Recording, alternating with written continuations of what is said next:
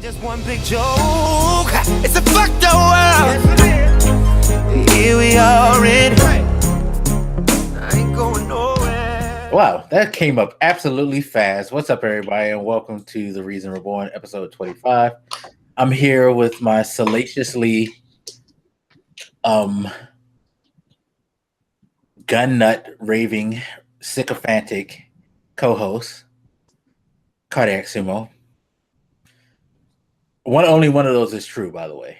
Guess which one? Am I supposed to guess? No, I mean, if you want to guess which one you are, sure. I think it's the gun nut one, because I have wet dreams about guns and shit. Smell of gunpowder. Is there even gunpowder anymore? Like, I don't know. Clearly, that's why you wear a Spider-Man shirt to throw people off when you really just want to put on a Punisher shirt because you just want to go mow down everybody in your wake. The reason I wear Spider-Man stuff is not because I root for Peter Parker. It's because I root for the dude who shot Uncle Ben. So exactly, gun advocate. You know? Uncle Ben didn't get killed because that guy was a criminal. That guy was just standing his ground. He saw an old man and he felt threatened. And he stood his ground. Okay. Uncle Ben got killed because he didn't have a better gun. Again, hey. As many people have said, if they would have had a gun in Las Vegas, they would have took care of that shooter. Bang, bang. So apparently, if Uncle Ben would have carried his, assault rifle, which is not his assault rifle, because there's no such thing as assault rifles, he would have survived that, and there'd be no Peter Parker. There'd be no need for Spider-Man. End of story. So we gotta arm the babies and old people. Yes, give the teachers clubs. Did you hear that a couple of weeks ago when they said that? Some schools said that they were going to arm their teachers with clubs. No. Yes. They're trying to arm them with basically like batons and clubs because as a last resort. I forget what state it was. And this is like the dumbest thing in the world. It's like, yeah, because perhaps they could throw that faster than a bullet could travel to their head. Oh, were they being serious? Yes, they were being serious. When you said that, I thought you meant like a Flintstone-style club.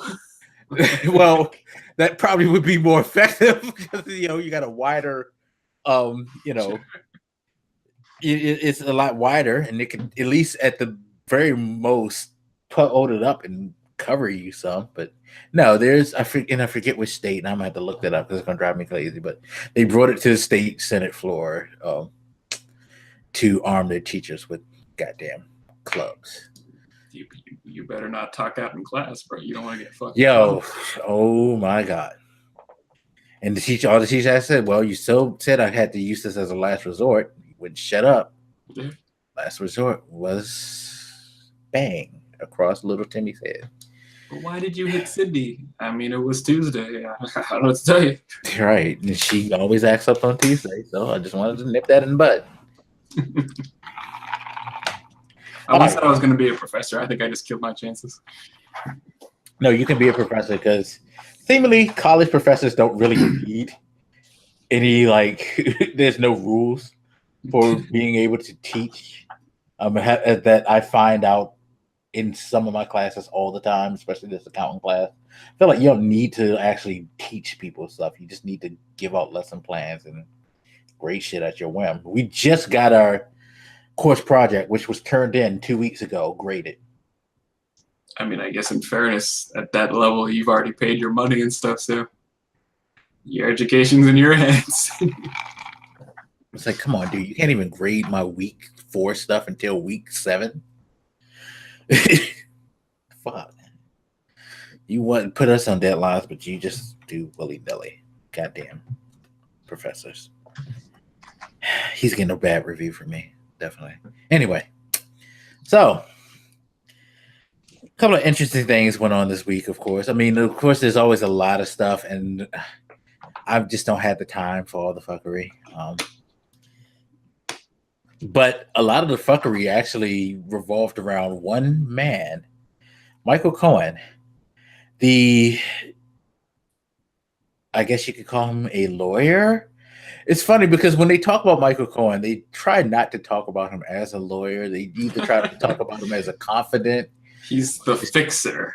Yeah, somebody know, but it's like he's got a, he's a lawyer. He's credited, but they seem to want to shy away from the fact that he practices law, and he seems to want to shy away from practicing law as well, which is why this past week Michael Cohen got raided by the FBI. Now we talked about that a little last week, but as time has gone on, this has unfolded into a very weird situation.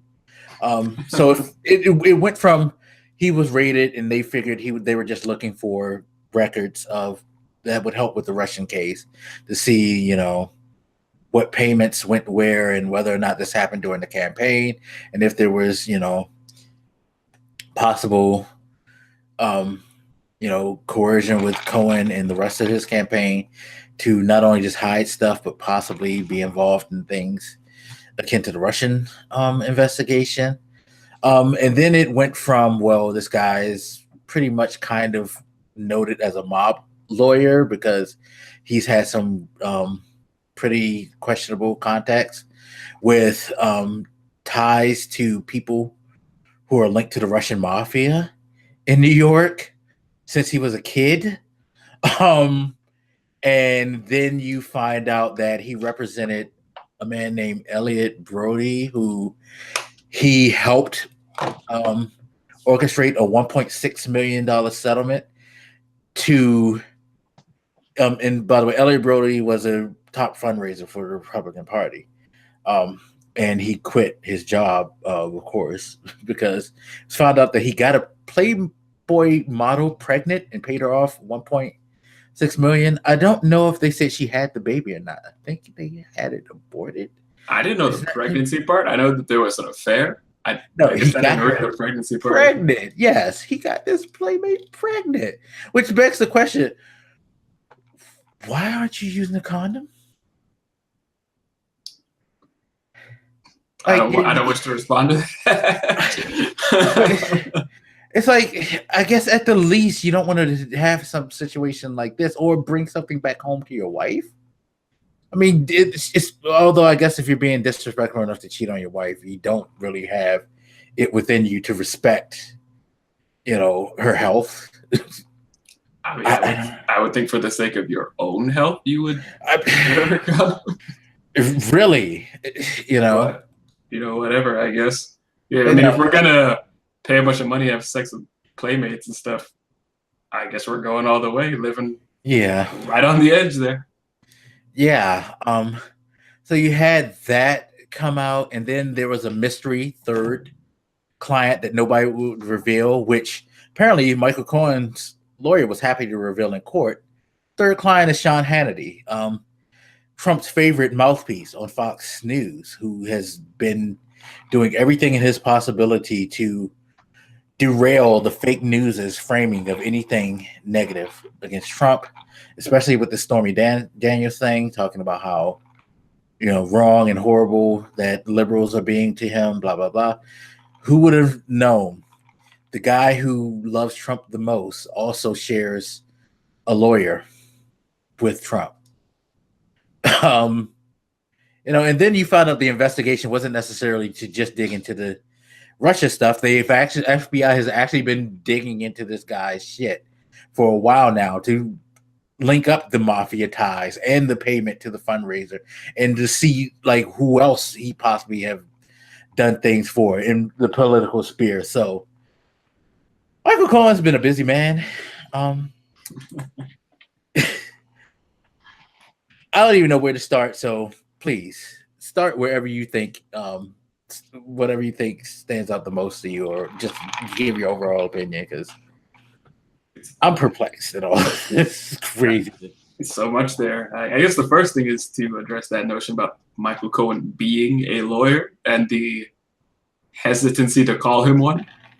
I mean, in fairness, his role is a little vague a lot of the time. I made that fixer joke, but in a lot of cases, he's not acting as a lawyer in an official capacity. I'm not even trying to put this he just his role as a lawyer being somebody else's his role of having a client I don't know, it's really fucking vague. I think that's part of what makes this so confusing to deal with in a legal sense, because it's like, is he really a lawyer? Is he really Hannity's lawyer? Hannity argues he isn't a client of Mr. Cohen. Cohen obviously argues the opposite because he's looking for that attorney-client privilege, probably to hide some of his files away from the FBI.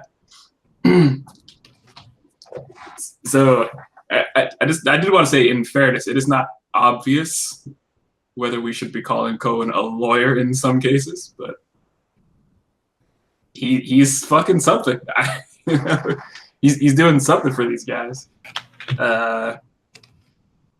How is this guy allowed to practice law? Is one of my first questions. Like, every case he's in is incredibly controversial. He seems to be breaking rules in some of these cases. I'm sure, with these legal investigations on the way, he might lose his license to practice law.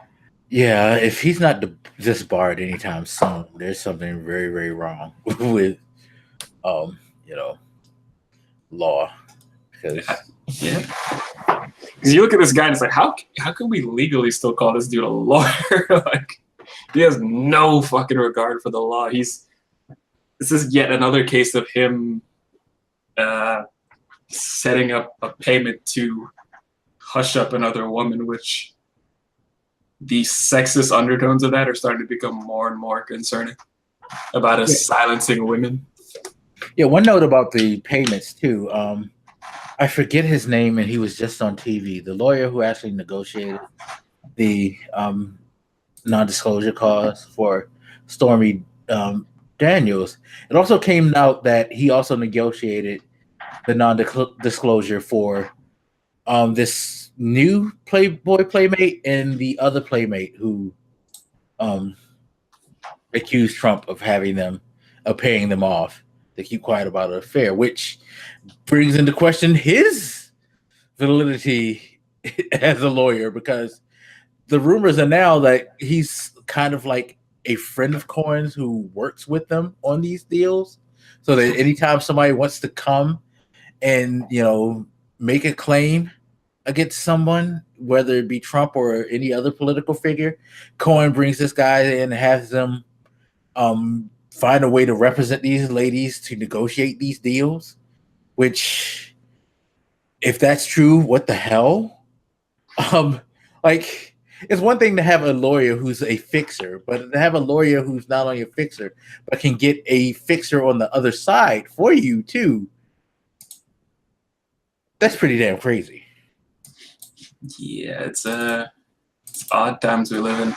I was thinking about this situation today, because I had just read the I've already forgotten his name, but the one who paid out that other playmate, that situation. I was reading about that this morning, and I thought, there's all these conspiracy thinking people, and they don't seem at all interested in this situation. All these links between all these random people who all seem to know each other somehow. You got Hannity represented by the same lawyer as Trump, while Hannity's always defending Trump and Cohen.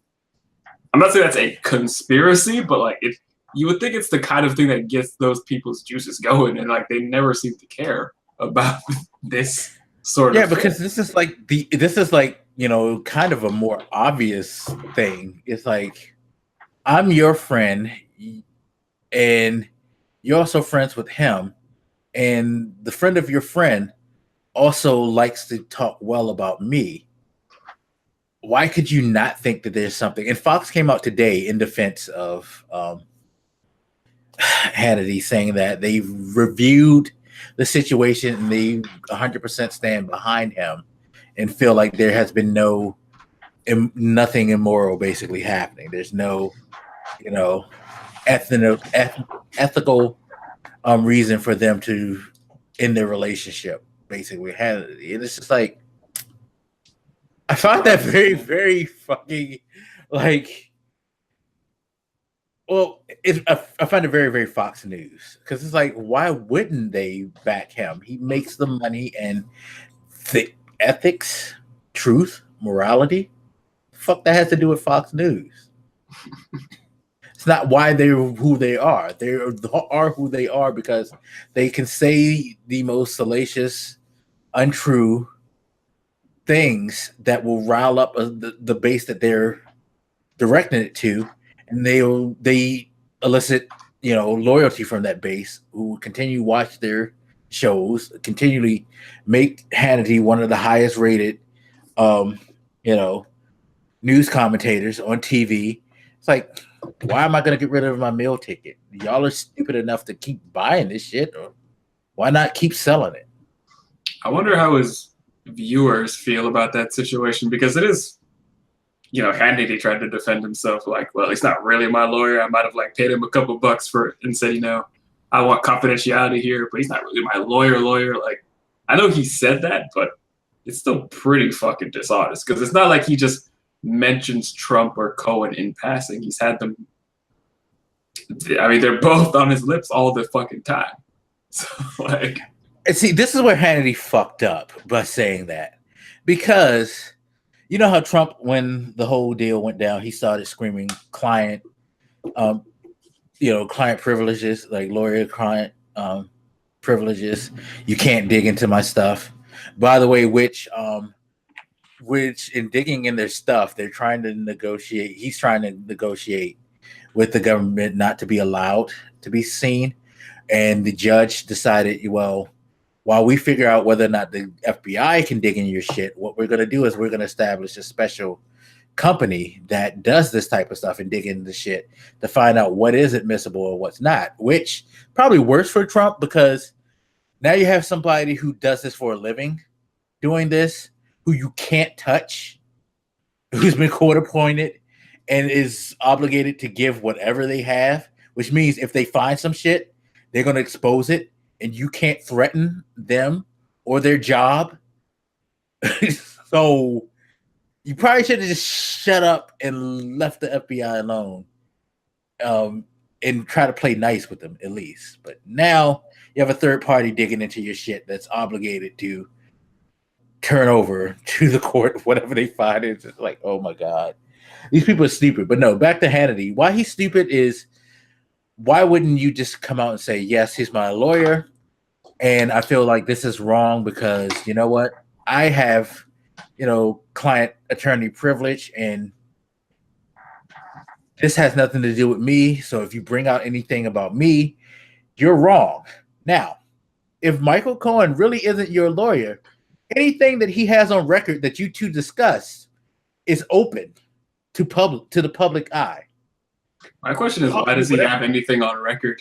If he's not your fucking lawyer, why does he have files and shit around you that you need to be concerned with? Exactly.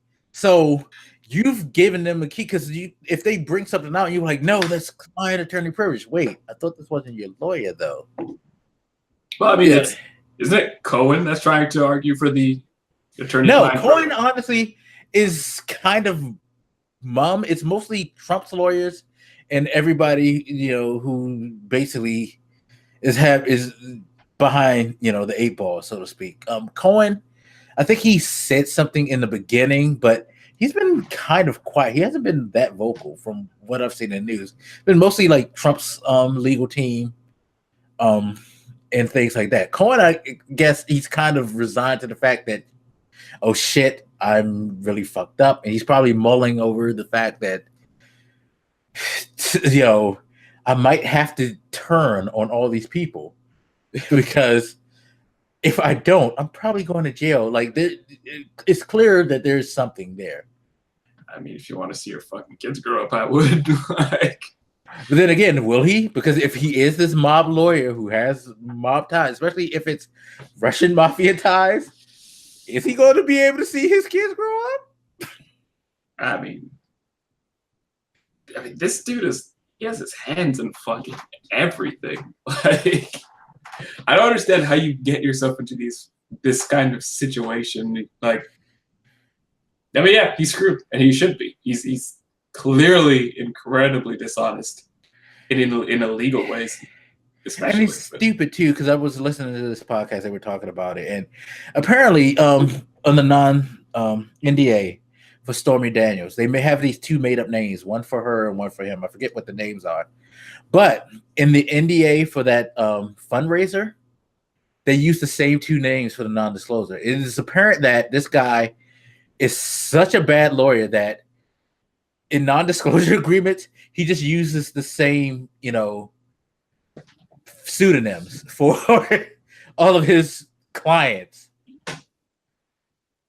So I think that's the weird thing. It's like you hear all these people say that Michael Cohen isn't even that good of a lawyer in the first place. So it's like, why is he in these positions with these fucking? I guess Trump can't really get that many good lawyers, especially nowadays. But no, it's odd. Yeah, it's like this guy's one talent seems to be able to give up money to keep people quiet, and clearly he's failing at that now. Yeah, I was gonna say he's not even succeeding at that. What's one of the major things around the Stormy Daniels thing that Trump didn't even sign that fucking agreement in the first place? So it's exactly. Like on top of the other mistakes he made when he was trying to be all seedy and dishonest, it's like you're not even good at being an asshole. Right. It's like no. Yet this guy continually seems to find himself shackled with these guys. Prominent people too. It's not like he's just representing, I mean, they call him a mob lawyer, but the people who we've heard him, representing aren't your local thug or your stereotypical, mob character from some, movie. He's fucking got the president of the United States, the top conservative news commentator, and a major fundraiser for the GOP under his wing. I would not I wouldn't want to be his client, not just because I don't think he's good, but I think somebody used the term radioactive today. You just don't want that fucking stink, I guess, kind of on you from this guy. With his reputation, if I told somebody like my lawyer is Michael Cohen, I would expect them to distance themselves from me, because I would expect their thought to be like, why do you need Cohen in your life? Like, what are you trying to cover up? Who are you trying to shut up? What seedy fucking things are you doing? Yeah, no, it's not a good look. Yeah, and I would have to think that this guy's always had this reputation. I mean, I'm sure it's more prevalent now because of who he's tied to, but I have to think that when they were looking for a lawyer, they had to have asked some questions. If not, then shame on you. Because I would have been like, so I heard this Michael Cohen is able to get people out of jams. What do you know about him? And somebody had to tell him, yeah, he can, but yeah, things like that. I just find absolutely mind-boggling, because you're talking about three people in positions of power. Even remove the fact that Donald Trump is president of the United States right now. He's supposed to be this billionaire businessman who has a lot of money to worry about. You would think that person would want to, as he has been known to say many times, have the best person around to represent him. Not just some, fix-a-flat lawyer. Mm-hmm. Yet he doesn't. I don't get it. I don't know. But I do think the gender-based issue of that is something we ought to discuss, the public ought to discuss more, because when this type of thing started coming up, it was like, well, Trump did this one thing with this one porn star or whatever, then it was a playmate, then it's somebody else with this playmate. It's a lot of sex-based cover-ups and silencing. I mean, I would have thought, well, here's a sex thing here. Here's a real estate scandal he's trying to cover up over here. Here's some money laundering this other guy's trying to cover up. It's weirdly sex-centric. Maybe I'm just imagining that. No, it is, because at least of late, because during the campaign they brought up his questionable business practices, but it seems like now the whole focus is on where he stuck his dick or who he peed on. He was watching other people pee. I can't even remember what yeah, I know. What the pee thing was anymore. The commentary on that was just ridiculous. The fact that we're talking about The president is what we're talking about. And again, I said this many times before. He's not the first president to have scandals, sexual scandals, but he just seems to have like an enormous amount of them, and they're not even cool ones. It's like, yeah, it's fucked up what JFK did, but I'm sure in the time and the place, it's like, yo, you not only are fucking Jackie, but you actually got to bang Marilyn Monroe on the side. Like the jock thing would arise for like, you're a disgusting pig, but damn, you're the man. I mean, I'm sure that's at least partially why they're doing, because it's not like these are just attractive women. There's attractive women everywhere. It has to be something about the idea of it being a playmate, like because that's another thing. Accomplishment of it. Yeah, and that's the thing, because it's like,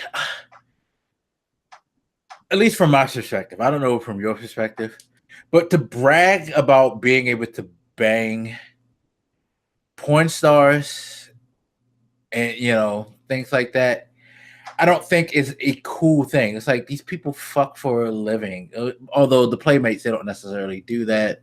But like in the case of Stormy Daniels, she fucks for a living. Of course, she'd be willing to fuck you if you got money. Like, she's fucking's her thing. You're not accomplishing anything big. It's like, again, the Marilyn Monroe thing is like he had this woman kind of falling in love with him. He had a secret relationship. It's like, dude, you just took everybody's fantasy woman in Hollywood and you're living this like secret life with her. Like, again, it's not reputable, but it's a better way to romanticize it, or to kind of have have some type of, I don't know what you want to call it, admiration, jealousy, or whatever the fuck people had for it, than to say, yo, you just fucked this girl who I just saw take 3 dicks at one time.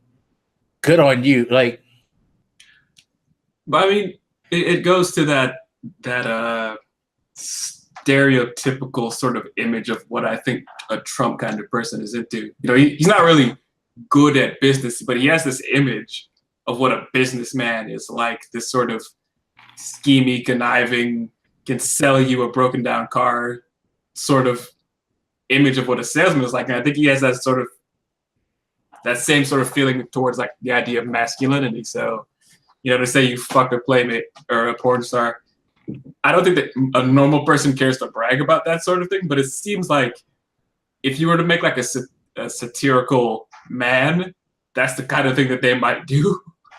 Like, not a real man would do it, but this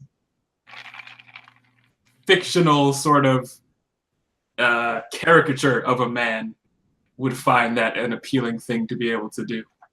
Yeah, I guess if we were in what they used to call the swing 70s or 60s or whatever it was, where people were going overboard with the imagery, like when Playboy was at its heyday and all of that, I guess it would have been a big thing. But now it's just like, okay, dude. Because it did cross my mind, because it's like, if you're rich, why them, that group of women in particular? There's attractive women all over in every profession or area of life. I mean, there has to be something to the fact that it's specifically these people. I guess in fairness, since he's kind of famous, he's probably in more like famous circles. But okay, but no, to that point, if you're famous and you're hanging around a bunch of famous people, again, the Kennedy thing, why not try to fuck movie stars? Like try to like get with the hottest actress of the time, and things like that. I use famous in quotes though, because like, I don't think Trump is like really famous in that sort of way. He's like old school tabloid kind of level. Yeah, famous. No, yeah, but it's just like, still, even then, fucking, you can run through the B or C list of Hollywood at least. Like, I don't understand the accomplishment or the ego boost for fucking someone in a sexual lifestyle to begin with. You know what I mean? It's like their industry is sex. Yeah, I mean, yeah, it doesn't appeal to me personally, but it doesn't surprise me that the type of person Trump is would do it. Like the types of things he brags about, when you look at his values, it's not surprising at all that he thinks that's an accomplishment just based on who he is as a person. I don't think that is something that appeals to me or even just most men, but it is not shocking. Trump is not like most men, and I'm not saying that as a compliment. Yeah, like I'm sure post-career there are porn stars who change their ways and things like that or whatever. I'm not gonna say everybody's gonna remain the same, but during their careers, being in that lifestyle, it's nothing for them to fuck someone and just do it just to do it. Just like if you listen to the Stormy Daniels interview, it was very matter of fact how she went about the whole sexual talk of the sexual thing. It was like she's like, "Oh, he wants to fuck, huh? Guess I put myself in this situation. All right, let's fuck." You know, it wasn't like they were having a great time and got caught up in the moment. She was just like, "Oh, I guess he expects to get some. Let me let me just give him something to remember." It was very fucking like, he needed $1. I had $1 on me. I just fucking like, here, he can have it. I don't whatever. It was like that. The way she talked about it. It wasn't even like it was something that was special or that was just like a wild moment that was really, really cool. It was just like, I wonder where he goes to meet these people. Because like when I say he's not like famous, because I mean like I don't expect him to be at like the cool parties with like the cool famous people. I expect him to be at the less cool famous people parties. Well, I mean, his benefit is that he's from New York. In New York, you can kind of run into the cool spots. You can stumble in on spots where there's cool people. And there's lots of clubs, lots of places. They're not going to bar you from coming into a hot social spot. So you just happen to show up in that social spot where everybody else has to be. So, and that's a way, like you said, he's kind of a tabloid celebrity. And that's how it was spawned, because he was just this rich guy who would go out and spend lots of money and be with all these, like, quote unquote, luxuriously dressed and beautiful women who he paid for to adorn on his arm and things like that. And he was able to go to social spots and project that old school image of being this powerful, masculine guy who everybody seems to love being around, and the party revolves around him. He put in a lot of money and effort to project that image. So, and in that time, especially during the 80s, that's what life was generally all about. It was all about fucking projecting yourself. That's why it still persists today, where people like to toss out what money they have and things like that. Because in the 80s, when things were booming, that's all people cared about. It's like, if I can show that I have the first CD player and you don't, I'm better. It was stuff like that, Whereas now, stuff like cell phones are commonplace. Back then, you had a car phone. Oh my God, you're the greatest. You must be really, really on the ball with your finances and stuff. You know what I mean? So, man, I don't like to brag, but I have like this whole $1 here. Like, I'm rolling with and Washington. It's not even torn at that. I don't know, but I mean, again, it's Trump. He is, I don't even know how to describe this. He's a cartoon character. He's a caricature of, I guess, that era you were talking about, which I think a lot of people don't comprehend about him, because you're trying to compare him with like the modern man, the normal modern man. You have to think of him as a cartoon pulled out of like decades ago to understand his motivations and his behavior. Yeah, no, his policies, everything. I mean, again, I'm listening to this show and I'm agreeing with it. It was just like the whole thing with the tariffs. He thinks that we're in a position now where we can bully other countries by imposing these tariffs because they need America more than we need them. And he's learning the hard way, which is hurting us as well, that these countries are more substantial. China is the power. China is the monetary power of the world. China doesn't need to worry about your $150 billion tariffs because China can just renegotiate with all the other people who owes them money and be like, yo, you have something that America is known to generally have, but you have enough where I can take some from you. I can take some from you. I can take some for you. We can make a fair deal between each other and we can all sustain each other without fucking America. But he seems to think that we're back in the superpower 80s age where if it wasn't Russia or the United States, their spirit influence controlling everything, it's hard for anything to move. No, it ain't like that no more. Yet you are still feeding into that fucking 80s mentality where you live that certain lifestyle. It's not like that no more. Yeah, I don't know. I don't think he's really learning that. I think it's a nice reminder for the rest of us.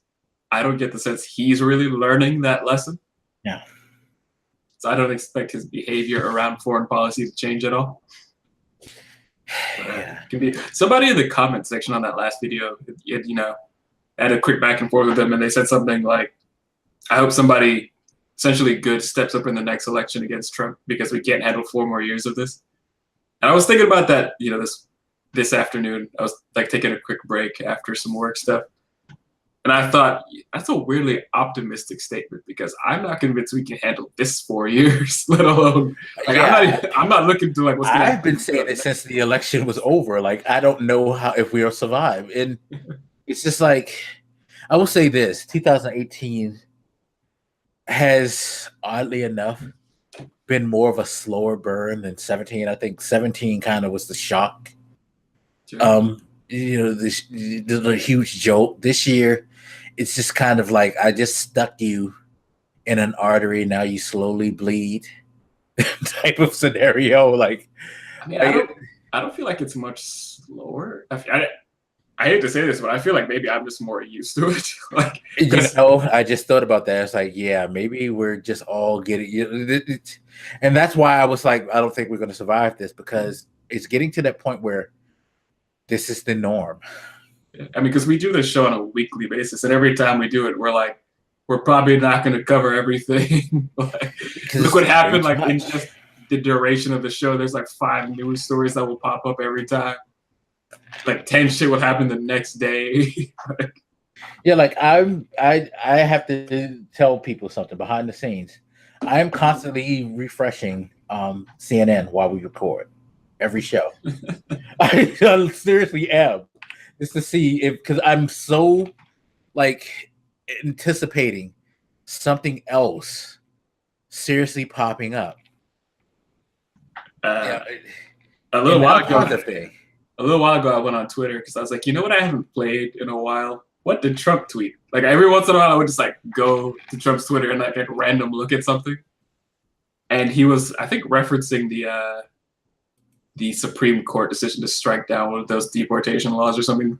Like, oh yeah, that's another. And see, this is why I say it's hard to cover everything because if you don't know about this, Supreme Court struck down the law for them to deport criminals, to openly deport criminals, because they found that the law was basically loosely defined when it came to what a criminal is considered under this law. And they were like, yeah, no, this is way too vague. This is way too loose to be actually put into the law. Because basically, we've heard the stories of them taking children and things like that once ICE has gone in and asking them to represent themselves in cases just off a simple whether or not you're here legal. Now you throw in the criminal thing. Well, that just basically says you're all criminals because if you came into this country without paperwork, technically are a criminal. You know what I mean? So it's just like it was a really huge blanketing thing where you could make an argument for certain things and get away with it for deporting people. And they were like, no, you need to define this. Like, what defines them in your mind as a criminal? And so he's pissed at that, but it's like, dude, if you would have wrote better legislation, you would have got it passed. Because I don't honestly have a problem with them wanting to, like, say, murderers, thieves, rapists, so on and so forth. People who have broken, had like felonies and things like that. You know, if this person ran from a speeding ticket in Mexico, I don't think that we need to like eject them back in the country, out of the country, you know. But yeah, if this guy has been known to be tied into drugs or, you know, weapons or things like that, oh fuck yeah, because he's probably going to come here and try to make even more money. Yes, not all crimes are equal, which seems like an obvious statement, but not for the president. And he's all pissy about that now, trying to spin that around. You know, we need to close up these loopholes and get these fucking whatever he was saying. That's the thing. You want to close up loopholes? You could have closed them yourself if you would have wrote better legislation. You lost because you left a loophole. You left a loosely defined piece of legislation that was easily made defunct. So I don't believe he really wanted to close loopholes or anything. This is just an example of him saying shit to make everybody else look bad. Yeah, but it's like you can't, but it's like he says stuff like that, and it's like, no, just like the client attorney privilege thing. No, if this guy's under federal investigation and he has certain records, not everything is going to be held under client attorney. So no, it's like it don't work that way. Not if he's doing something illegal with the client. No, he doesn't care. I mean, somebody must be. I wonder if there is anybody who actually goes out of their way in person to say, that's not true, right? Like, is there anybody that would bother at this point? Or are the people around him too afraid? Do they think it's just a lost cause? Like, I just wonder if you're in his actual personal vicinity, do you even bother to say, no, that's kind of bullshit? Because he's not going to listen, right? So it's like, yeah, no, he's not gonna like before he hits send say, look at this. This is cool. This is good, right? No, he's not. Even if you correct him after he hits send, he's just gonna send it again and again and again. Yeah, or just like the other thing that struck down, the ban on transgender people that got struck down. He went nuts on that. It's like, again, write better legislation, or at least make an argument that someone on the other side could actually have to sit back and was like, I never thought of that. Don't just go half cocked with your shit. But I don't know. I really don't know, sir. What is going on? I think the fun thing about his Twitter is how, I shouldn't say fun, interesting thing is how active he is. Like, at the end of the show, we say, follow us on Twitter. And if somebody hits me up on Twitter, I will generally respond to them. But I'm not this active on Twitter because, I have like a fucking job and shit to do. Like, I just don't understand how President Trump can tweet this much. Like, he doesn't have any meetings or doesn't have anything on his mind, no paperwork. Like, it must be nice to have such a relaxing job where you don't have to do any work and you can just tweet all day. Yeah, it has to be, because he doesn't just tweet like, it's never like just one tweet. Like, you see some people, they just tweet something and then you don't see another tweet for a day or two, or even, one tweet every 24 hours. And generally it's about something poignant. Sure. With him, it's just rant after rant, and it's at odd times. You'll wake up and like, Trump sent 14 tweets between the hours of 1 and 3 a.m. Like, the fuck are you doing with 1 to 3 a.m. going on Twitter? Right? He's the political Kanye West. And it's not just the fact that he is spending the time to tweet; it's the things he's tweeting about. Like, he must be watching, I guess in his case, Fox News nonstop, because he's always like the first to talk about some shit that I'll see. Yeah. Like, if anything remotely related to him or the things he wants to accomplish comes up, he's the first motherfucker out there to just start tweeting up a storm a few minutes after like maybe a Fox News thing comes up or something like that. Like, which tells me that he's watching TV a lot or online videos or some shit. He's managing to keep up on this stuff enough that he can start tweeting almost immediately about it. Yeah. And that's disturbing. Because again, it's not like he's tweeting some poignant message about we're working on this, we're working on that necessarily. A lot of his, even when he does that, a lot of it seems to be manufactured around public opinion that's seen on the media and not necessarily him just making an announcement. Any announcements that he's actually made have kind of been like fucked up, like announcing somebody getting fired. What's his name? Things like that, or threats. He doesn't seem to like unfold. Like, you know, you saw when Obama was in office, he, you know, they did a tweet about ACA and gave you a link to some information on what they're trying to accomplish. Okay, cool. I see Elizabeth Warren tweet things all the time about certain legislation that she thinks would be key, with some background information on why she thinks you should support this. Yeah, they seem like professionals running a Twitter account. Yeah, him, he's just like, you know, oh, Comey, he's a sleaze bag. You know, you're like, dude, you sound like a fucking 18-year-old girl who's mad that Becky took your goddamn boyfriend from you. What is wrong with you? Speaking of the James Comey thing, did you see any of that interview? Which one? I mean, he's been on TV. Well, actually, no, I guess he hasn't been around interviews. I've probably just been seeing clips of that same interview over and over again. Never mind. I saw some of it. Interview. What was your take on that? If you don't know, James Comey just came out with a book. I'm not reading it. I refuse. We ain't going there. You can't read it another. If I get that book, that will be like my third Trump book since this presidency started. I'm done. You already talked me into. Well, I talked you into the first one, so my bad. You talked me into one, so we're even. Did you even go through that book? I started it, and then I was just like, "Yo, I just can't. I can't. I still have it though, so I can pull it up. I think one day I'm gonna feel obligated to read it because I did pay for that thing, and it's like, yo, dude, you eventually gotta like read it. But I just can't. Just like this Comey thing, it's like, yo, I'm not doing this. I just looked at the notes, and the notes were ridiculous, and it's just like, oh. So I don't think I watched the interview in its entirety, but I don't know. I found the interview kind of boring. I guess there wasn't anything. A lot of people were reading a lot into it. He didn't say anything all that interesting that I found. I don't know if there was something specific you were thinking about. Because no, I mean, it's just like key stuff that they would point out. It would just kind of be like where Trump is the girl,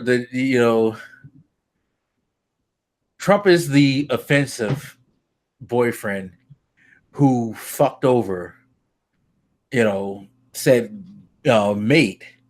Comey comes off as the mate who's trying to get everybody on board with her and make sure that you side with her and know that, yeah, he did treat me wrong. Pity me, hate him. I think there was one thing where I saw where they said that he mentioned that he thought that they would develop a good relationship, and then it turns out he did what he did to him and all that. It's like, okay.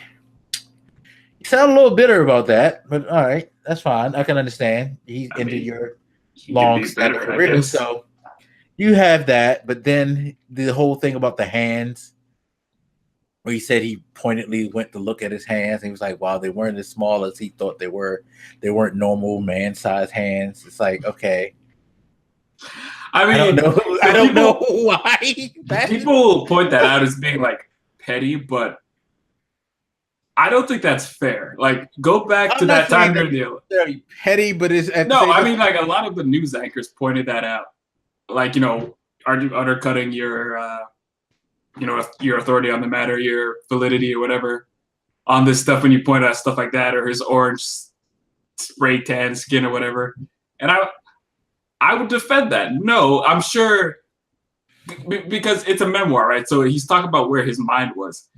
And I'm pretty sure most of us would have looked at this motherfucker's hand at that time because for some reason it was a huge news thing at the time. Yeah. People were making fun of it all the time. Colbert probably still to this day does like small hand skits around that. So when people point out, doesn't this make you petty? No, it's a memoir and he was telling you what was in his mind at the time. And what was in his mind was the same thing that was in all of our minds. Yeah. It's like a lot of people attack him for this stuff. I'm like, that's not fair. And I don't necessarily attack him for the pettiness. I just feel like he was just the stuff that they were pointing out.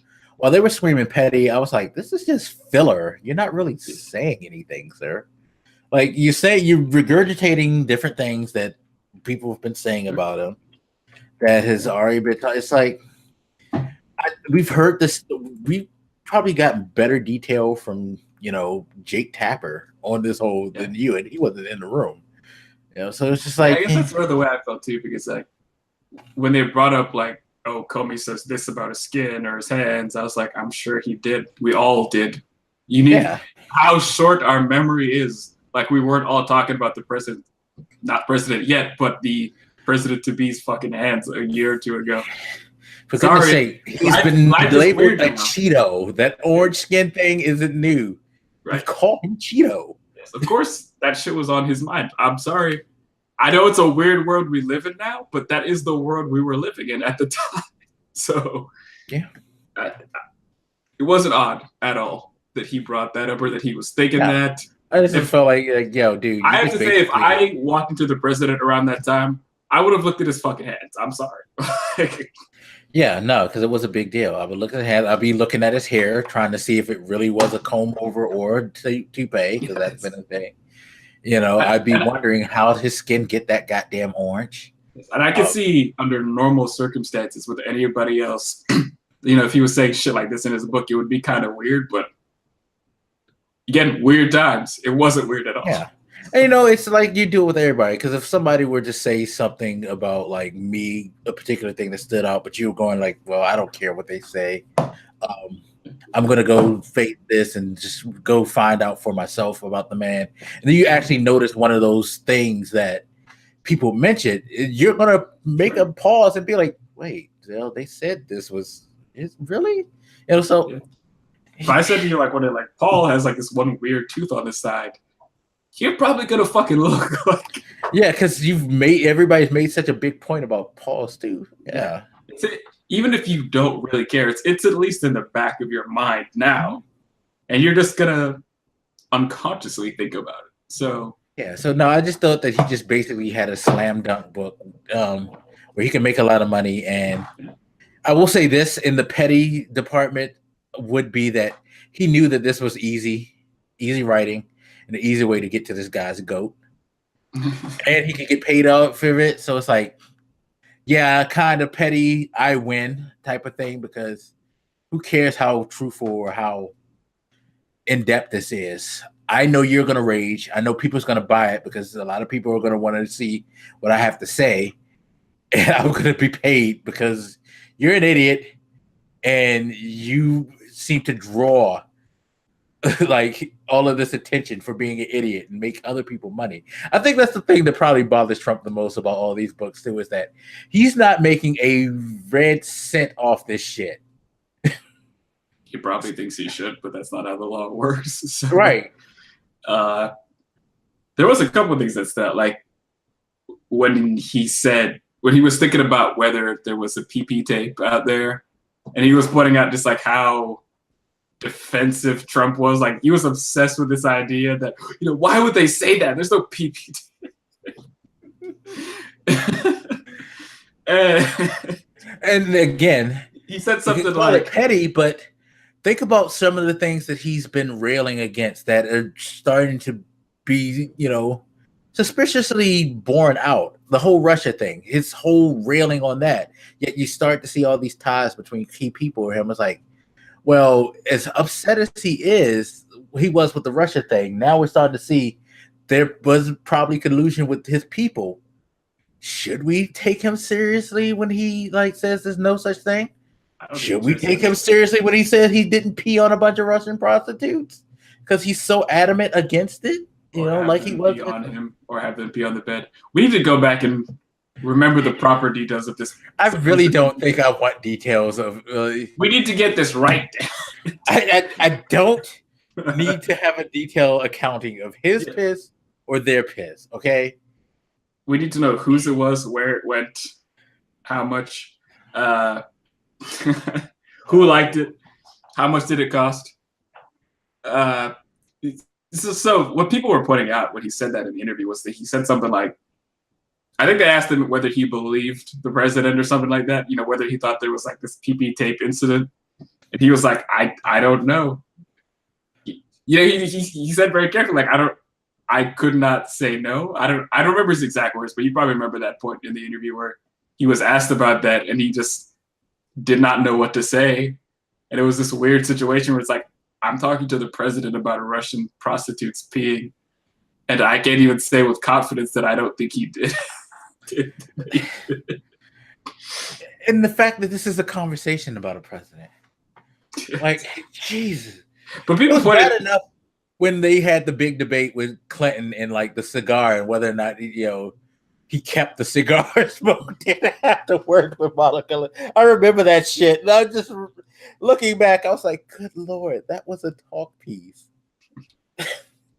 Oh my God. I mean, people pointed out the fact that he mentioned his uncertainty around this PP tape, which I'm going to keep calling it that. That I know, and I keep trying to hold because that he mentioned his uncertainty around that as though it undercuts his credibility. And it's like, why? All of us are not sure. Most of us probably think he did do it, but like, who is sure that the president didn't have Russian prostitutes peeing and shit? Can you say with certainty that okay, maybe I shouldn't say certainty. Do you believe that didn't happen? And see, this is the problem. If you go through his history and the absurdity of this man's life, even before he was president, like, you know, the benefit of doubt wanes very much. Exactly. So people say like, oh, Comey's undercutting his credibility by talking about that. He's not expressing an idea that's different than the rest of us have, you know, like, which is why I said it was boring to me, because it's like, what you're saying is what all of us think about this situation, at least as far as your interpretation of the president goes. It might be even just more light-handed than most of us. But. It makes it hard because I try to keep in perspective, like the Stormy Daniels thing and all that. It's not my main concern as far as like what he does and how he performs as a president. At the same time, it is reflective of the type of person that you have in charge and the behavior that he could exhibit. Because if, you know, again, you know, same thing happened with Bush. He did goofy things that made him look dumb. And you would have to worry about while him saying words or making up words or being goofy.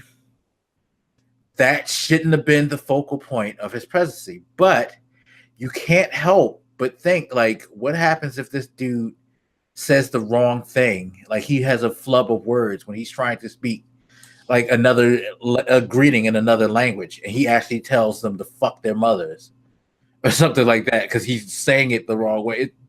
It's like there could be implications and repercussions from him being kind of dumb. Sure. And the fact that Trump has all of these different things, and then he behaves the way he behaves on Twitter and social media in front of the camera. It's like you make it hard for us not to pay attention to these other things because it's showing signs of instability on top of you just being, a jerk or an asshole, adulterer, a guy who pisses on people. Good Lord. Oh my God. Like, it's just too much. He has too much on the pile. You know what we need to do is fly Trump over Syria and just have him pee out the window. And then we'll win. And then terrorism will be over. They'll all die from the ammonia smell. Oh my god. I mean, so I guess there was one thing that somebody was talking about from that interview, which was the notion that Comey had brought up the Hillary situation, just a little bit before the election as a means of protecting her credibility or whatever the fuck he'd said.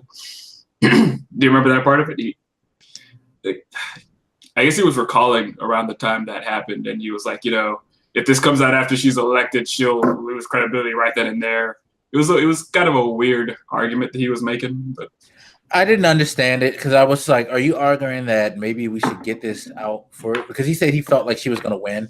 That's why he put it out now. So it's like, okay, so you felt like she was so bulletproof that this wasn't going to hurt her? Or are you trying to say, like, if you would have just waited, then that would have, I guess maybe he was trying to say that it would have put us in a predicament where we have people out crying for Trump to be impeached for the things that he's done post-election, that she would be in the same. And was he trying to avoid Hillary? Like, are you saying that you were trying to protect Hillary? I mean, and if so, the way he said it, he was like, if she got elected and then this came out, she would be illegitimate or whatever.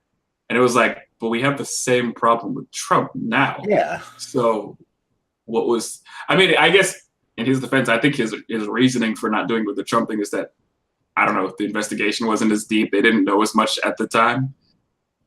I guess that might be true, but it was an odd argument to try to parse. I didn't fully understand what he was trying to get at there. Yeah, no, it is weird. That's why I was saying, like, a lot of that stuff just made him kind of look shaky, in my opinion. I mean, he didn't back down from it, though, because he said his feelings about that situation have not changed and he would do it again. And he tried to argue for it. It was not an argument I understood, but yeah. He's certainly not backtracking on this shit. He seems to feel the exact same way he did back then when it happened. So yeah, I mean, is at least consistent, I suppose, even if I don't understand what the consistency is behind. Yeah, it's just a very odd thing. But hey, good on you, I guess. You got a New York bestseller and you're making lots of money. Your post-career is going fine. It was an odd situation to have two candidates that were both under investigation. But you know whose book I can't wait for? I can't wait for Ronstein's book. Because he would actually have a really good book if Trump fired him. Because first of all, that would fuck Trump really, really bad. Because Trump already put himself in a no-win situation by appointing this guy and letting him do what he wants to do. Because it would be clear that he's trying to suppress everything if he gets rid of this guy, the guy that he gave the keys to the vault to open up the doors for, this whole Russia thing. I'm curious how this North Korea thing is going to go, because I see a headline that's like, top U.S. officials have spoken directly with Kim Jong-un to set up summit. Yeah, so he mentioned that we're having direct talks with them. It's like, are you really having direct talks with them? Should you be? You're not very bright. Yeah.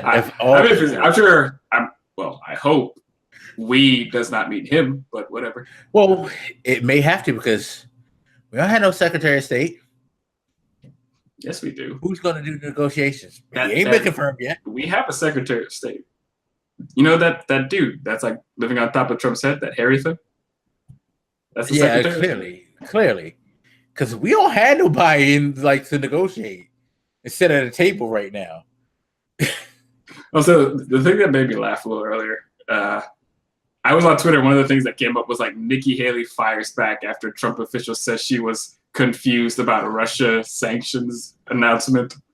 And what she said was like, I don't get confused. I just laughed when I read that line. It's like, yo. He's so petty. Oh my God. I don't get confused. Well, shit. So it's like, okay, so then what is it? Are you lying? Is he lying? I mean, this is a fucking mess. We have a clown show. Yeah, this isn't the first time this has happened where we have officials saying one thing and then the president says something else. And then just says something else again, because originally what he fucking said was, we're pulling out of Syria, bringing the troops home, baby. And then he was like, so we're gonna kick those Syrians. They're not Syrians. We're gonna kick somebody in the dick. I don't know if he knows who. I assume that he has an issue with Assad. Perhaps that's one of his other things that he pays Russian hookers to let him do. Kick them in the dick. All right, baby, come here and pee on the map, and wherever it lands.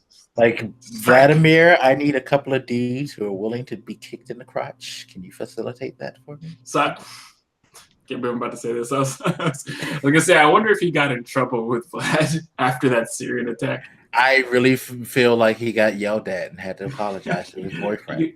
He got a phone call. He's like, "Yes, Vlad. Sorry, Vlad." Like, baby, I thought you loved me. What's happened? I think this happened after the last podcast. So just generally, there was a strike in Syria against. It was by the U.S., France, and England. I think a joint strike in Syria against these facilities where they make those chemicals that they were using to poison up their own citizens and stuff. For those of you unaware of the Syrian civil war issue happening over there, I think it was like last week or so, there was a report of chemical gas being used on some of the citizens over in, I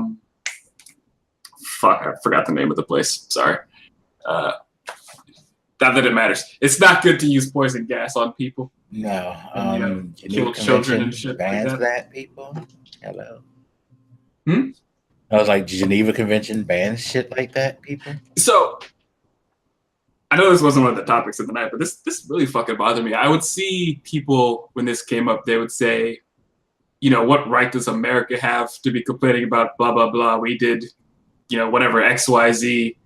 And I always think, like, why is it anytime America has something to say about something bad happening in the world, everybody has to point out that we have this, like, no moral ground to stand on?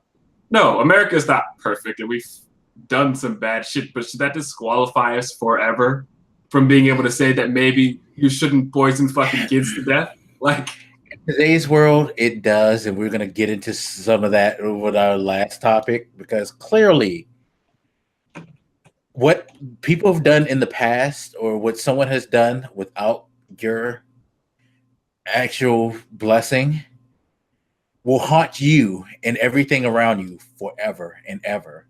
It will cause people to, dare I say, ban you?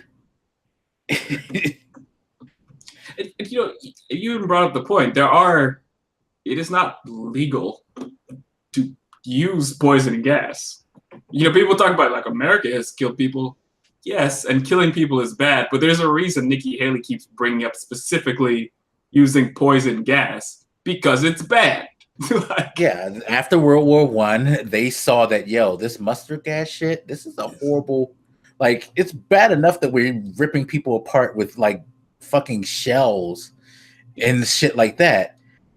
But having somebody's guts eat themselves inside and out, yeah, we saw that as usually cruel.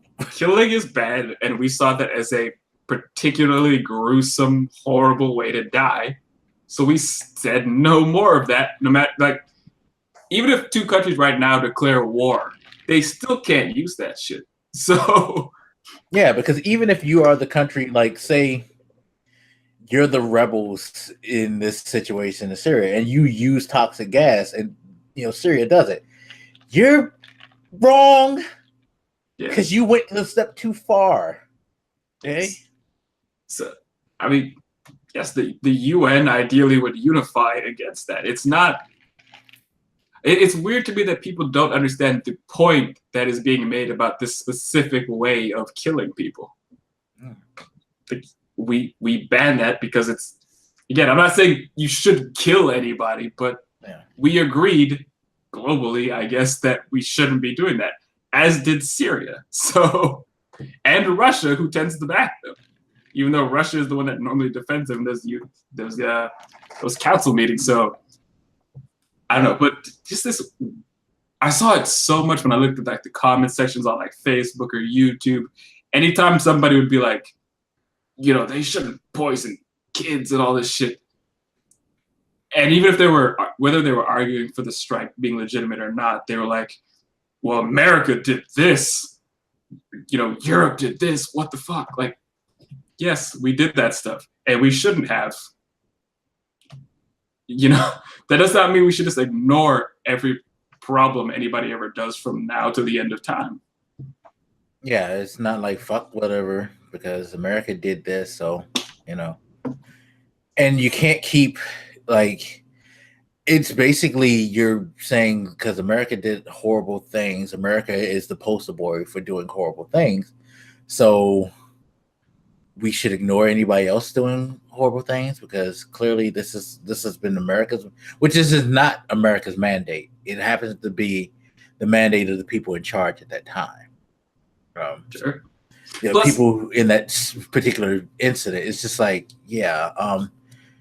Andrew Jackson was a horrible president who gave Indians blankets to kill them with smallpox. That being said, that doesn't make every president a horrible person because not every president signed in on that thing. Yeah, exactly. I mean, and this is something we don't talk about enough. I'm sure some of the, Syrians under Assad's regime would like us to help. There's some of them out there that are looking for external help to deal with their problem. I'm sure they don't like being gassed to death. Yeah. And they look at countries like America as like this great possibility, this freedom, this, maybe it's going too far to say savior, but all these people who say that shit don't seem to appreciate that maybe some of those people want us to be there. Yeah. Whether we should be there or not is a worthy discussion, but we could at least think about the human lives being lost and what they want. I'm sure they are far more skeptical of us now because we haven't really fixed their problem. I don't know how to say that in a not gross way, but I'm sure whatever faith they've had in us is at least dwindling. But yeah, and I don't know. It's a very weird stance to take. We do it all the time. And just as we would take that stance, well, America shouldn't get involved because they did this, that, and the third. There'll be another incident that'll happen when they'll be screaming, "America, you need to get up off your ass and do something." It's like, well, I just thought you told me because we're horrible people, we shouldn't do things. But no, you should do things. What's wrong with you? You should do things. Trump is that schizophrenic himself. Yeah, no, it's just around this policy because again, a little bit before this particular incident, he was like, "We're getting out," and he always had that sort of nationalist mentality, like we only care about America's problems, fuck everybody else, until this poison thing happened. But it's not like that's the first time Assad's regime has done that. No, they do it a lot. So, for years they've been doing that. So it's not like this is new behavior. I maybe there was a lot more lives lost. I can't remember the number, but it's not the first. I remember Nikki Haley mentioned it. She said something like, "It's not the first time, the second time, the third time, the fourth. It's like the 50th or something." I can't remember the number she spit out, but it was very dramatic when she said it. Yeah, she's a good talker. I don't know how I feel about her personally, but she's a good talker. Talking policy for Trump is maybe it would be more effective if she had a better boss. I don't know. Begs the question. I genuinely wonder what he wants there. What is his goal, his policy for the region outside of just stopping ISIS? Are we gonna kick Assad in the dick and prop up a government there? What are we doing there? And see, that's why it's always been a tough call for American involvement, because too many times we've seen the results of us getting too far into the mix. I mean, part of the problem in places like Iraq, where they've had their growing pains, is we went too far. We got too deep into bed with the whole, Operation Desert Storm and all of that stuff, where we, went after to stop. Hussein the first time, and then we came back again to remove him from power. It's like, okay, so now who has the power? You have an area that's full of people with a lot of deep religious and social division who are going to have to hammer out how they're going to coexist with each other without this one sovereign ruler who, for better or for worse, at least had a hold on all, had a check on them as far as like the country going into one direction. It was a shitty direction, the fucked up direction, Sure. but you had, you know, a unified approach to things. So just like how they say in Libya, you know, getting rid of Gaddafi has turned that place into a horrible, like dystopian like country, because you have so many people trying to fight for power and being allowed to do things, which, you know, again, he was a son of a bitch, but there was a weird, you know, area of control, or at least you know, there was a method to the madness with him there. You know, it's like you remove these people, but you don't have a concrete plan in place or a concrete agreement by the people that you're going to leave there to deal with this as to how it's going to be handled. You know, so it's an iffy thing.